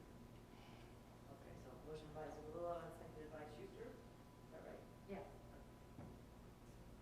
Roll call vote to adopt ordinance 600?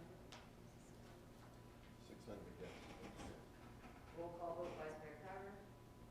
Before I do, let me just ask a question. So when we come back at the November meeting, if we need to make amendments to this, we will have that opportunity at that time, or this is it today? If, We can put it back on. Yeah, put it back on, and amend it again.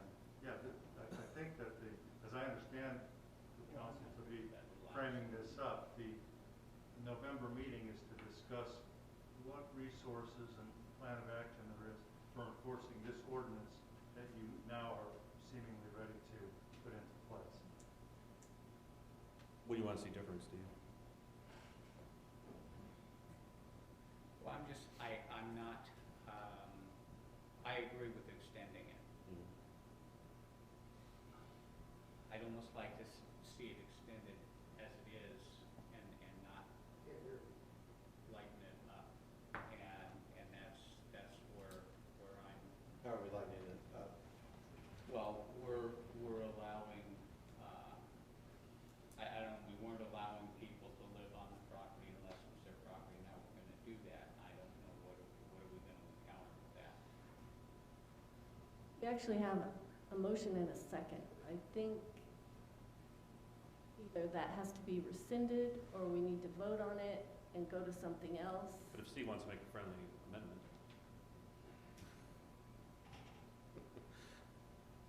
Should Steve get closer to his microphone if he while he's talking?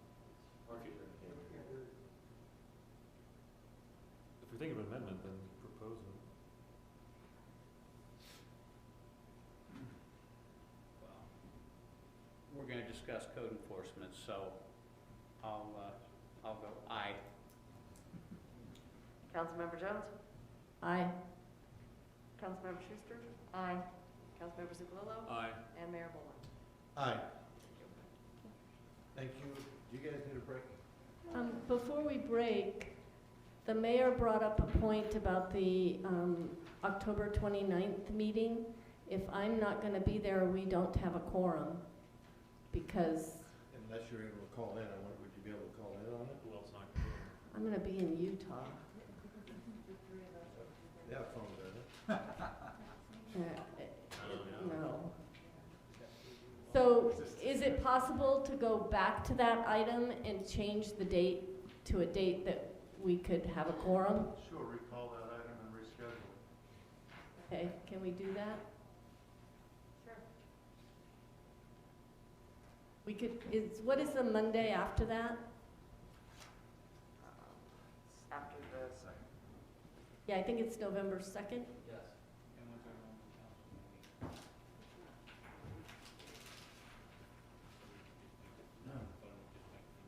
That's the special meeting that was scheduled. Yeah. Yeah. Could we do it on November 2nd?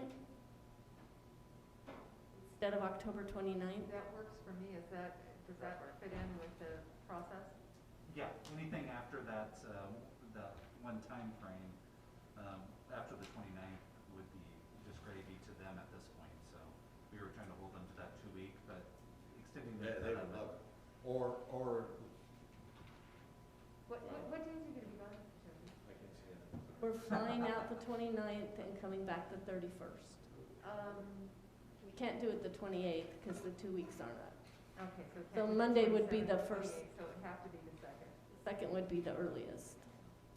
With you now considering that, do you still want to have this last item go to the regular meeting or to talk about the code enforcement? Because that's probably going to be a lengthy discussion. It could be on November 2nd. So, okay, I'd like to, because I think it's going to be a long talk, so might as well stick on that if we can, if you're okay with it.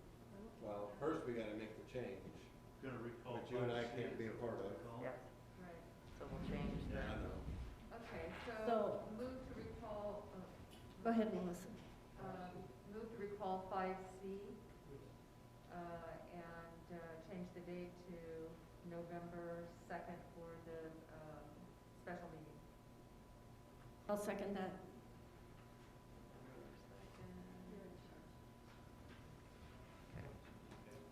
All right, so motion by Schuster, seconded by Jones? Was that seconded by Jones? Yes. Roll call. So Roll call vote? roll call vote, Vice Mayor Crowder, Aye. Councilmember Jones, Aye. Councilmember Schuster. Aye. And so that means Zabullo and Mayor Boland are absent on that item. So then do we need to know? Then I'd like to recall 6A, to change that date to concur to November 2nd. I'll second.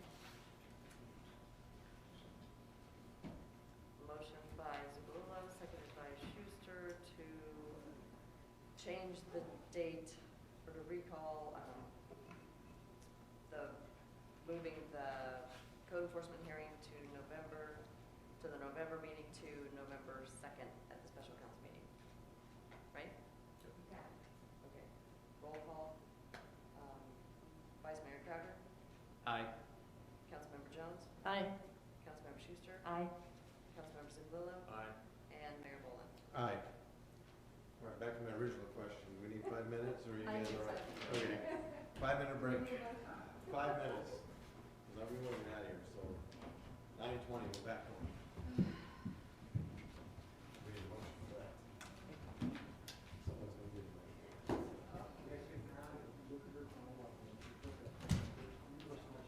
See how quickly investigation before it came over?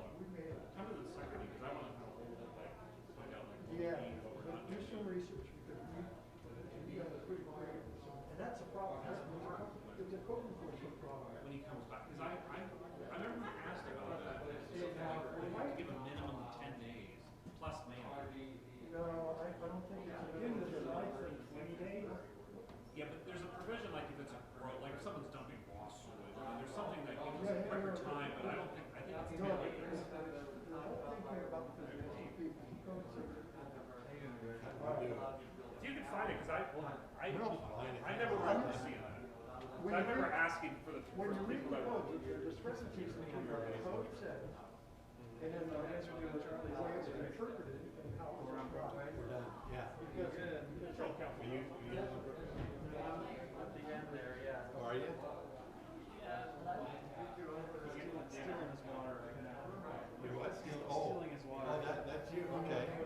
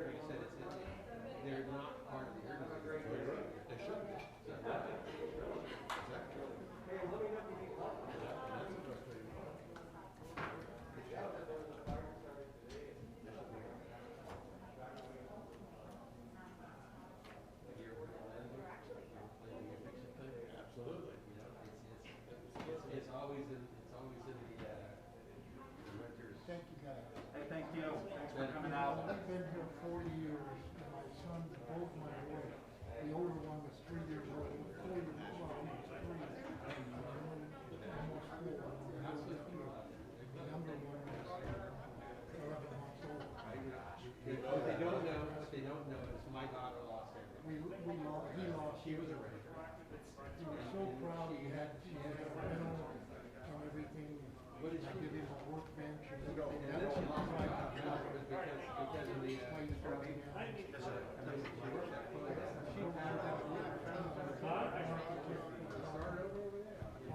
on Tuesday. See Melissa out there? She's probably over here to support you. Yeah, and I just got some information about getting some money. Okay, we're gonna get started. Unless there's not necessarily, but there's Not that I'm trying to hurry or anything, but clear, it's not the point. It's only 9:20. yes, I am trying to hurry. I know, that's late. Section 6. Yeah. The rest should hopefully go quick. I feel pretty good about Yeah. it. Okay, 6B, we're back in session. 6B, authorize the town manager to execute a contract with Meter. Is that how you say it? That's correct. Wow. Investment management, for the money that we've got in conjunction with US Bank, the old PG&E settlement funds. Brooke. Thank you, members of the council. So we completed the RFP process and we have chosen Meter Investment Management Services as the firm to manage the town's funds. And so this item is, can I? Yes. Please? Thank you, that's fantastic. Okay, and so this item, back to what I was talking about, okay, is to authorize the town manager to execute the contract with both Meter Investment Management Services as well as US Bank to hold the funds in a custodial account. So the process of the RFP process lasted about 30 days, and we had a total of 13 firms respond. The proposals that we got were very professional, very competitive, and the town really appreciates the work and effort that the other firms also put in. However, when it came down to choosing a firm, we unanimously chose Meter. This was the town manager, myself, and the grants analyst, that were on the panel. And what I wanted to point out about this was we did a 1-hour length interview process after selecting the final 3 firms for the town. And it was unanimous when the interviews were over that Meter was the firm we wanted to recommend to council. So with that, I would like you to know that we have Jim McCourt as well as Jason Heading on the phone for questions. They're with Meter Investment Management. And so if you have any questions that they'll be better to answer, they can help you with that. And if you have questions for me, please let me know and I can answer those as well. Well, maybe you gentlemen can explain, how do we do investments with that money? I mean, what is it? Where does it go? What can we do as far as investment with government money? Sure. Good evening, everyone. This is Jim McCourt. Well, we're bound by the California Government Code that outlines the investment laws for public funds, and then also within the town's investment policy. So it's pretty much limited to high-quality fixed income securities that we'll be investing for the town with the proceeds from the PG&E settlement. And then we will develop a long-term investment plan in coordination with Brooke and her staff in order to maximize the potential return on these investments, but also within the context of preserving the principle of these funds and maintaining the liquidity necessary to maintain operating expenses for the town. So that's very important with the management of public funds, is to maintain that priority of safety, liquidity, and then least, certainly not unimportant, but the third in that priority then of being yield or return after that. So we'll work with, we'll maintain constant communication with Brooke and her staff to really coordinate how, when expenses will be needed, how much liquidity we need to maintain in the portfolio, but then also to be investing in eligible investment options, which are primarily government and agency type of securities, some high-grade corporate securities that we will be investing in over the long term for a long-term horizon to help. It was a very good plan that the town has come up with as far as how they envision these funds to be used over the next 18 to 20 years. And we want to be involved in that plan for the long term and help build a solid investment foundation that we can work in collaboration with the town to help meet all of your goals and to help this rebuilding process go as smoothly as possible. And we would like to do that with the enhancement of the investment income that we're able to provide with these funds for you. Okay, any other questions? So if we do select them, would we be getting reports kind of like on a monthly basis that's going to be provided to us, like what the funds are doing, not doing? I mean, we've never really had to worry about investments because, quite frankly, we never had anything to invest in, or money to invest with. So as part of this plan, you know, so we could see kind of what things are doing, if we're happy, not happy. Yeah, do you want to elaborate on that, Jim, about reporting to council? Absolutely. Sure. We do submit monthly reports to the town treasurer, and then additionally, with most of our clients, we have quarterly presentations as well that we would be able to do via virtual meetings or in person as well, to come to present to the town council to give you a little economic update, what we're seeing in the interest rate markets, how we're investing the funds, what types of conversations we're having with the town staff. Just to give you really an investment update on what we're seeing in the marketplace. So we would certainly monthly and quarterly be providing you with material, and then we would just be in communication with Brooke and her staff as often as needed. Okay, any other questions? I know that you have, this is Melissa Schuster, by the way. I know that you have a couple of clients in California already. I think Vacaville was one of them, or something like that. So, and Garden Grove. Right. So Garden Grove as well. So I assume that you're obviously well aware of how California law impacts the ability to, or what funds we can invest in and that sort of thing. Do you think that there will be any, what challenges do you see in terms of what's coming up that we might need to be aware of in terms of COVID and changes and that kind of thing? Sure. Well, a couple things to address there. What we do is specialize solely in public funds investment management. So we work with about 300 different public entities around the country, counties, cities, school districts, various types of public or political subdivisions. So public funds is a different type of investment animal than many of you might be used to with your own personal investments or such. So yes, it's very important to be familiar with the laws and codes regarding what's eligible for public funds. And then we also do have several clients in California now. We are both actually based in Columbus, Ohio, but we do have clients in California. We've worked with the city of Irvine in Southern California since the mid-90s. And then as mentioned there, we recently obtained the city of Vacaville and Garden Grove as well. So we do have very, very good familiarity with the California government code and just investing in public funds in general around the country. As far as the challenges, we are certainly in a very low interest rate environment right now, which is definitely a result of the pandemic and the economic situation that we find ourselves in right now. So because of that, the Federal Reserve has cut interest rates to very low levels. I'm sure you may be aware of that just on borrowing costs in general with mortgages and such there. So that affects all of the interest rate markets. Interest rates are very low.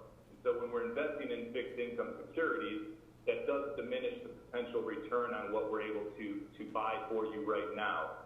Having said that, markets change all the time, and we want to be positioning the portfolio as we're buying these securities for you to be able to maximize the yield or the return right now, but also to have the portfolio positioned to be able to take advantage of higher yields whenever they start to materialize.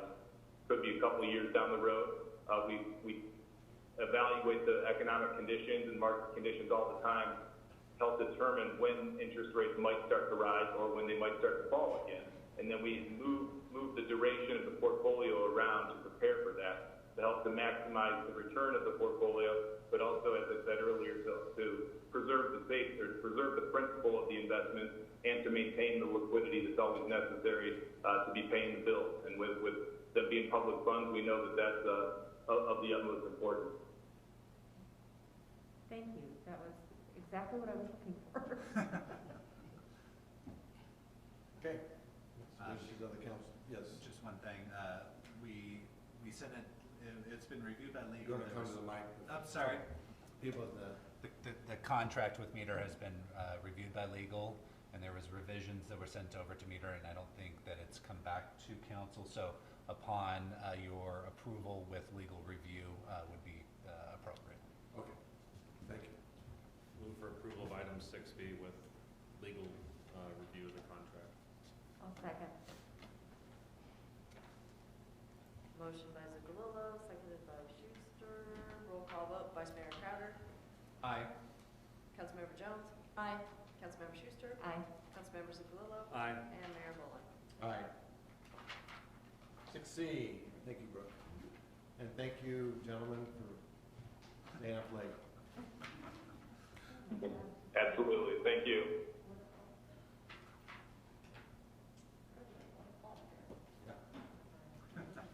It's late. Yeah. Well, we had it bad. All right, consider concurring with the recommendation of the interview panel, member Jones and Schuster. The appointment application of Carissa Gerard. Oh, yeah. Fill the vacancy. So, Anita Towsley passed away unexpectedly shortly after we had interviewed and recommended 2 people to fill the vacancies that were there.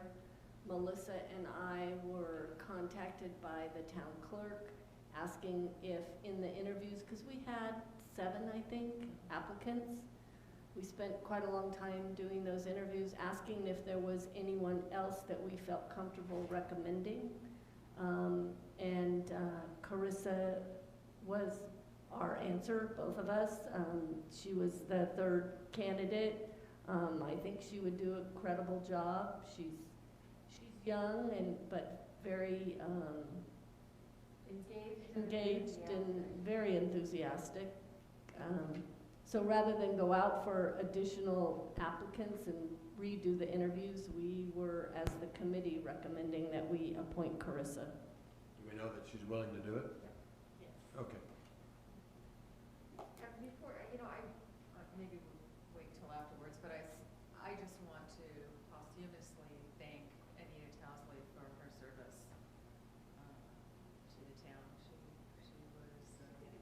She did a good job, and we appreciated her work very much. Do we need a roll call on this, or, okay, is there a motion? I have a question on it. My only issue with this,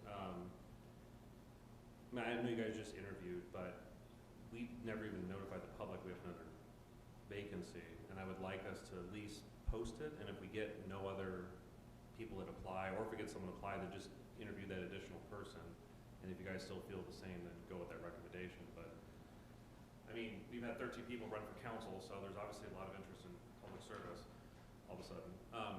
So I would just like to put that out there that I think we should give that opportunity if no one applies. And we talked about that, we had that conversation. I think there was a time frame that was involved and the cost of. The current concern that we had was timing, because Zeb Reynolds is a firefighter, and with all of the fires going on, he's not always available. And the timing that it takes to post interview, to post, get applications, have interviews come in, or do the interviews. And with all the public hearings that we have for planning commission, all the things that need to be addressed, you need a full commission in order to do that. And if you only have 3 available, if Zeb's not available while you're waiting to place somebody else, it was a matter of getting the commission full for decisions that we have. And we just had, there were 4 hearings, I think, at the last planning commission. There will be 4 hearings next week at the And planning 4 commission. hearings next week, and when we made that decision, of course, we were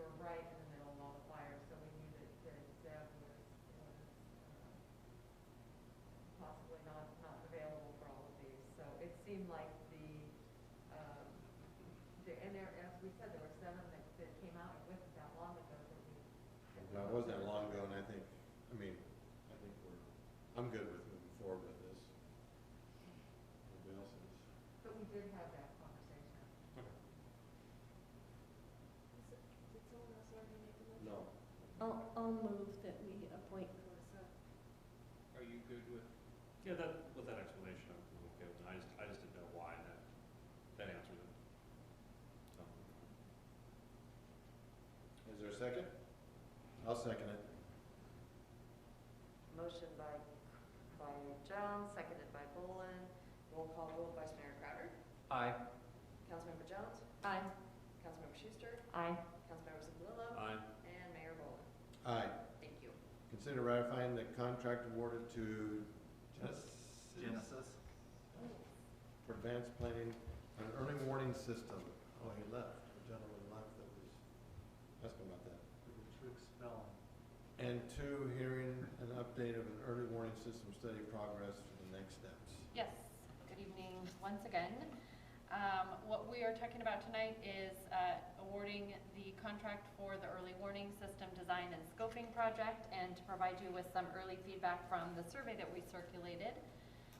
Genesis, the contract that we are requesting ratification of tonight, did prepare a quick video that we're going to debut for council tonight and then share with the public so that everyone has a general grasp of what this project will do for the town. So I'll go ahead and run that now. Sorry, not over there, in the middle. Oh, sorry. The cloud-based platform would be managed centrally at the Emergency Operations Center. Speaker arrays would be installed in communities in other populated areas. Automatically tie into cellular carriers. And connect to people in specific geographic areas without an opt-in. Messages can automatically be initiated through third-party feeds or manually by local disaster management officials or emergency communications personnel. Messages would be created, managed, and distributed across multiple channels, audibly over speaker arrays, and digitally through SMS, voice calls, application messaging, and social media sites. Voice speaker arrays feature solar power, satellite connectivity, and battery backup to continue operating when telecom and power grids go down, and can withstand disasters that disrupt traditional communications infrastructure. Make sure residents have the information they need to stay safe.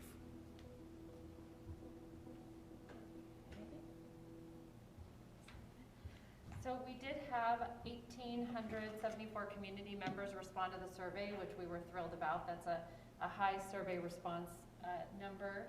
And as I mentioned, Tier 1 priority in the long-term recovery plan, so we're really excited to see this moving forward. We did receive an advanced planning grant from Hazard Mitigation just recently, so we got this rolling pretty quickly.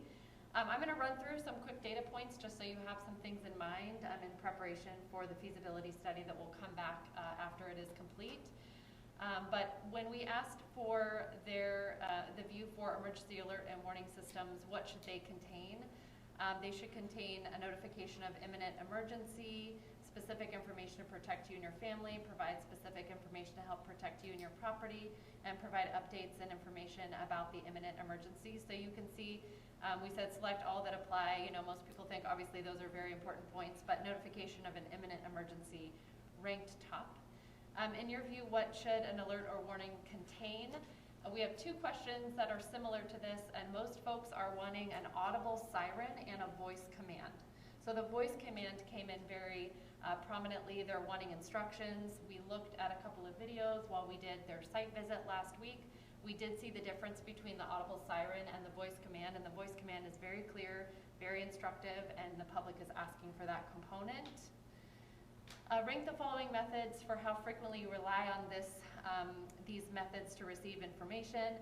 Text messaging ranked highest, followed by phone calls, social media, email, and websites. So for the most part, people are relying on their cell phones. So this is obviously going to be a critical component to connect into the early warning system. Now, it's rare that you see this much consensus in a survey. But folks are saying, do you have concerns that power outages during emergencies may interfere with community warnings? Most people clearly say yes, and we've seen that in the last We two never had that problem. incidents. Right, sure, not here, right? Something wrong with the question. Right. So again, you're seeing the majority of folks want a siren with a clear voice message, providing instructions. Would receiving alert messages on your cell phone add value? Yes, people have their phones in their hands.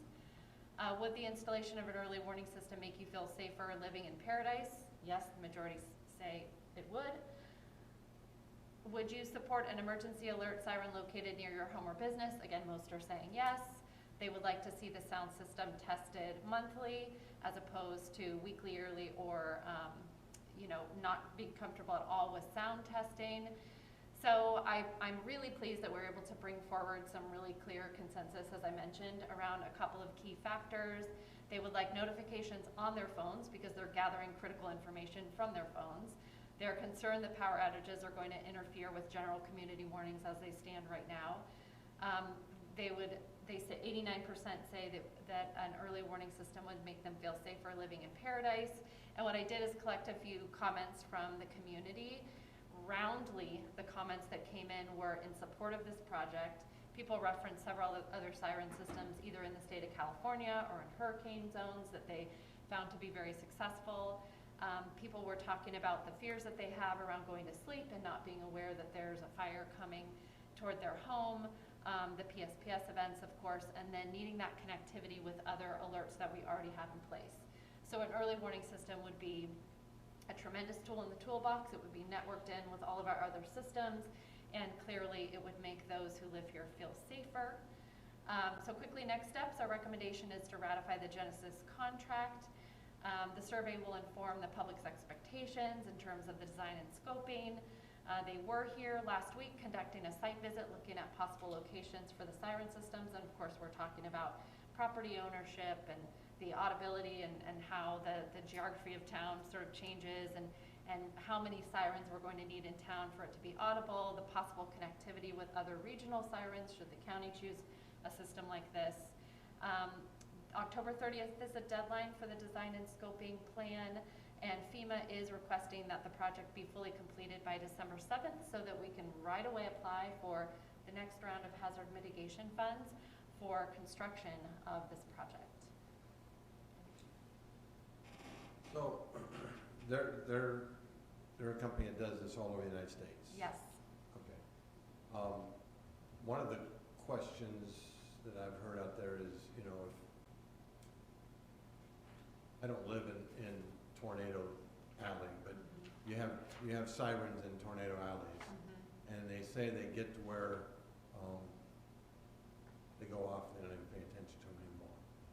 Hopefully they're going to bring some of their expertise to the table and say, yeah, this sounds good, but really you don't, we're all going to listen to anything that happens for a few years, but you got to think about 10 years down the road.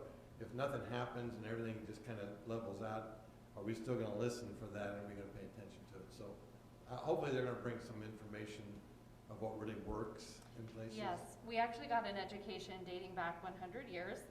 All the way back to the World Wars with the air raid sirens, and then they sort of walked us through the evolution of these siren systems. And the testing can actually be done on a different wave or with a different sound. So if they're testing the sirens, it will sound like chimes, for example. It won't sound like the air raid siren that needs to go off when we're in a warning. The audible or the vocal, using words over the siren was also really critical, because if you're hearing a message and it might repeat, you want to hear specifically what the siren is telling you to do. And the connectivity, I think, with the cell phone and the other devices will help people really understand how to interpret what they're hearing. So I absolutely hear you, and I feel like they have different ways of using the sounds to help instruct and inform people. Yeah. Yeah, it's like the fire drills at school. You got to where you just, right, fire drill. Here we go again. So. Or car alarms. Right. Nobody pays any attention to car alarms. Well, one of the things we talked about is, we talked about the campfire. What would that experience have been like had the siren been going off? And I don't think that we would pull the siren just for any event. It would be something at a level of needing to instruct the community. So we talked about just sort of the phases of using the siren. So the feasibility will come back and help us understand how we might deploy this technology and what technology is available so that we can craft an expectation around how and when it should be used. Yeah. Greg, do you have something you wanted to say? I just wanted to throw Come on up to the mic. Come on up to the mic. People on virtual land need you here. So I just wanted to add to what you were saying there. I came from a place that we had air raid sirens, and they went off at a specific time once a month or whatever it was. But you could set your clock to it. So if it wasn't Friday at 10 o'clock and that thing was ringing, people were wondering what was going on. So even though you hear it all the time, when it comes out of sequence, people are going to listen to it regardless, I think. Just pray it doesn't happen at Friday at 10 o'clock. Yeah, exactly. Katie, thank you for the presentation. My only concern is that the community doesn't really know about this, and it is high on everybody's list. So I'd like to see a pretty widespread campaign to get this information out and to let people know that we're working expeditiously and it's not going to be years before we provide this to them. Yes, absolutely. So we can do a press release for sure. There's certainly great information that we can share to kind of reflect back to the community the input we got on this project. I heard the comment earlier in the meeting that there was some disappointment that this hadn't been done, and I was even looking through the comments, and folks thought that we had been sitting on this money for a long period of time, and we actually hadn't. This was one of only 2 hazard mitigation projects that has been approved to date. So I totally agree, there's a lot of good information, there's a great story to tell, and I do think we have an opportunity to really get this information out. It's high priority. And I would also add to that, you know, people say, well, what do we do in the meantime? Or or next year is too long.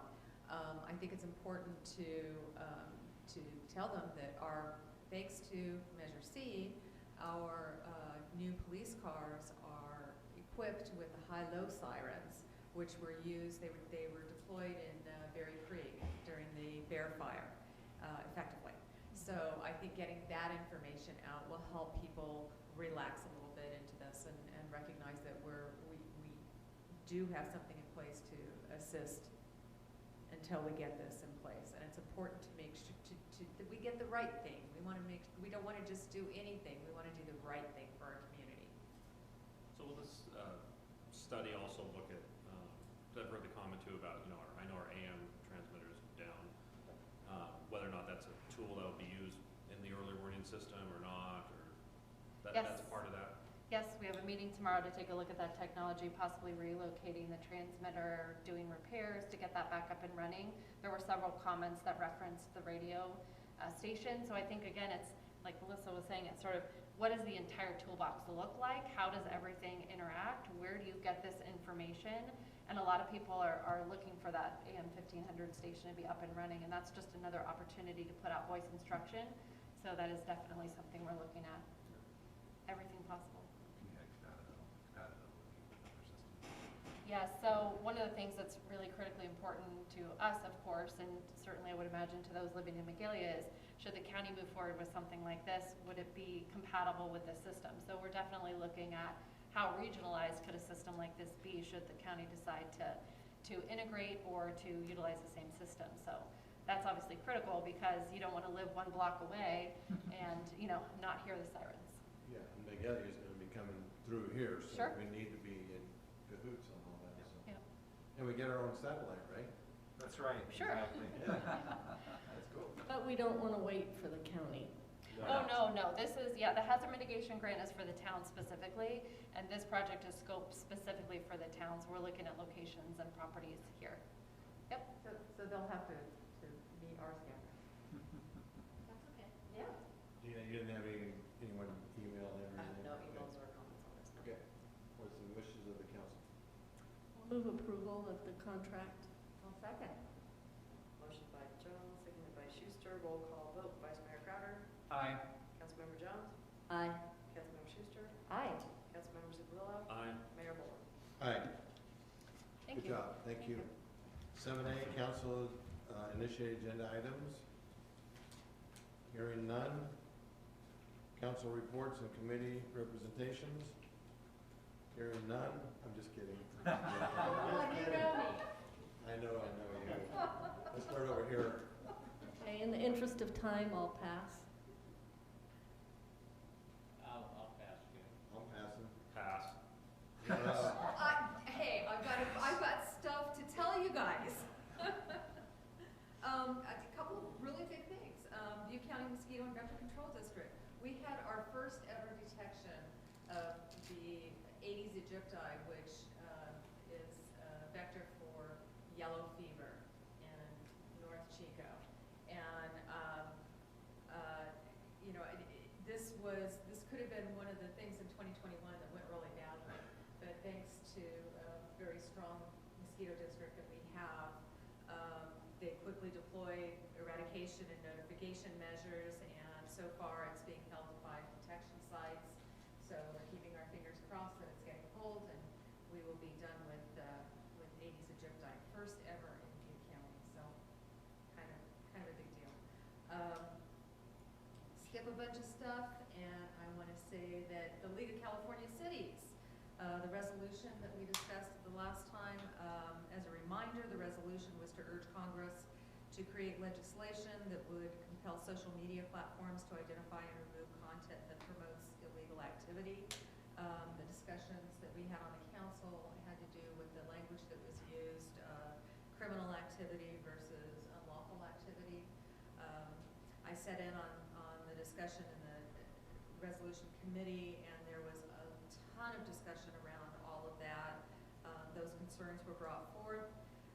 Ultimately, due to a lack of a quorum, the matter was considered advisory and was sent to the executive board. So there we are. I think it's really important that some kind of legislation be brought forth about this, to compel social medias to the social media platforms to take responsibility for their part in allowing these things to continue. Another thing I want to put in everybody's mind moving forward: Butte County, Explore Butte County, the TBID was just granted a 10-year extension. We have zone marketing dollars that are required to go back to the jurisdictions, and what they're looking at right now is allowing the jurisdictions to just giving the money to the jurisdictions and allowing them to disperse the money as they receive fit. So we may need to address that at some point, either designating an internal department to deal with that, or the chamber to oversee the funds, or something like that. And okay, that's all I'm going to do. That was the important stuff. We don't want to rush you. You good? Well, I want to say I attended the council candidate orientation, and I got to tell you, our staff is pretty amazing.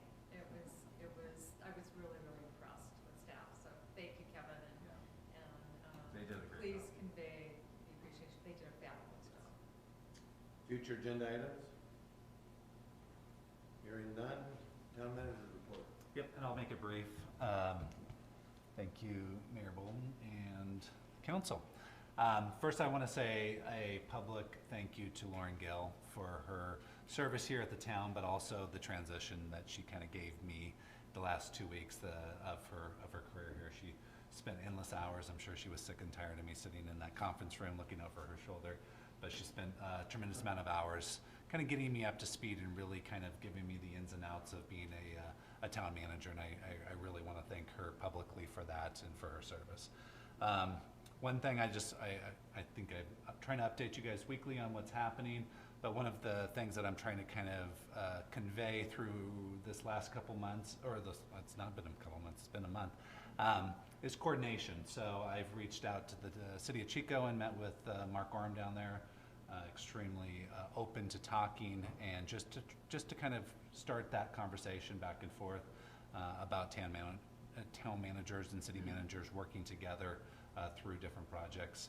I met with the city manager for Oroville, just same type of thing, reaching out. So I'm reaching out to Andy Pickett, who is the new CAO down there at the county, and then I'm going to reach out to Gridley and also Biggs to coordinate. The other thing I'm looking to do is kind of bring our partners internally in the town together too, to have some coordination meetings, talking about marketing and looking at ways that we can all work together for the greater good of Paradise. So just kind of looking at those type of things. Through this, there's been a few things I just want to point out that staff has done. I don't know if you saw them on your agenda, but we're really focusing on the long-term recovery plan and really trying to get that promoted out to the public to show them what we're doing and we're moving forward with this plan that was given to us. So on each agenda item, we're putting in there what recovery plan item that is, and if it's a tier 1, tier 2, or tier 3 item. So we can see, the public can see the movement forward. So just because it's a small little thing doesn't mean that we're not moving forward on some of these long-term recovery plans. So really marketing out that those type of things. The other thing too is just meeting with the staff. I'm gonna reiterate, Melissa, we have a great staff here, and they've just been wonderful, open, letting me pick their brains, and just really guiding me in the ways of their departments. So really meeting with them and sitting down with them, understanding their needs, and then trying to figure out kind of bringing those items forward. And one of the big ones was Susan, and with their department, that she has a lot of work on her plate, and she is doing an outstanding job with the workload that she's been given. And so that will be something that I'll definitely be looking at to bring help to that department in the facet that kind of supports her to make sure that she can do her job, and that we can kind of see those goals accomplished through the code enforcement, but also through the building permits, and just making sure the building keeps moving smoothly as possible. So with that, I will take any questions. Yeah. Thank you. Good. So far, so good. Thank you. No cards for that, right? Just kidding. Closed session pursuant to Government Code Section 54956.8. Town Council will hold a closed session to confer the town's negotiations on a piece of property. 1181 Sawmill Road. Actually, it's Pearson Road, not Sawmill Road. My mistake. That's why I said Pearson Road. Yeah. The APN number is correct though. Okay, Pearson Road. Okay. I want to know why he didn't do it those short of briefings when he was at PIC. This is an early meeting for PIC. I had to get in a dig. Okay, we're going to closed session.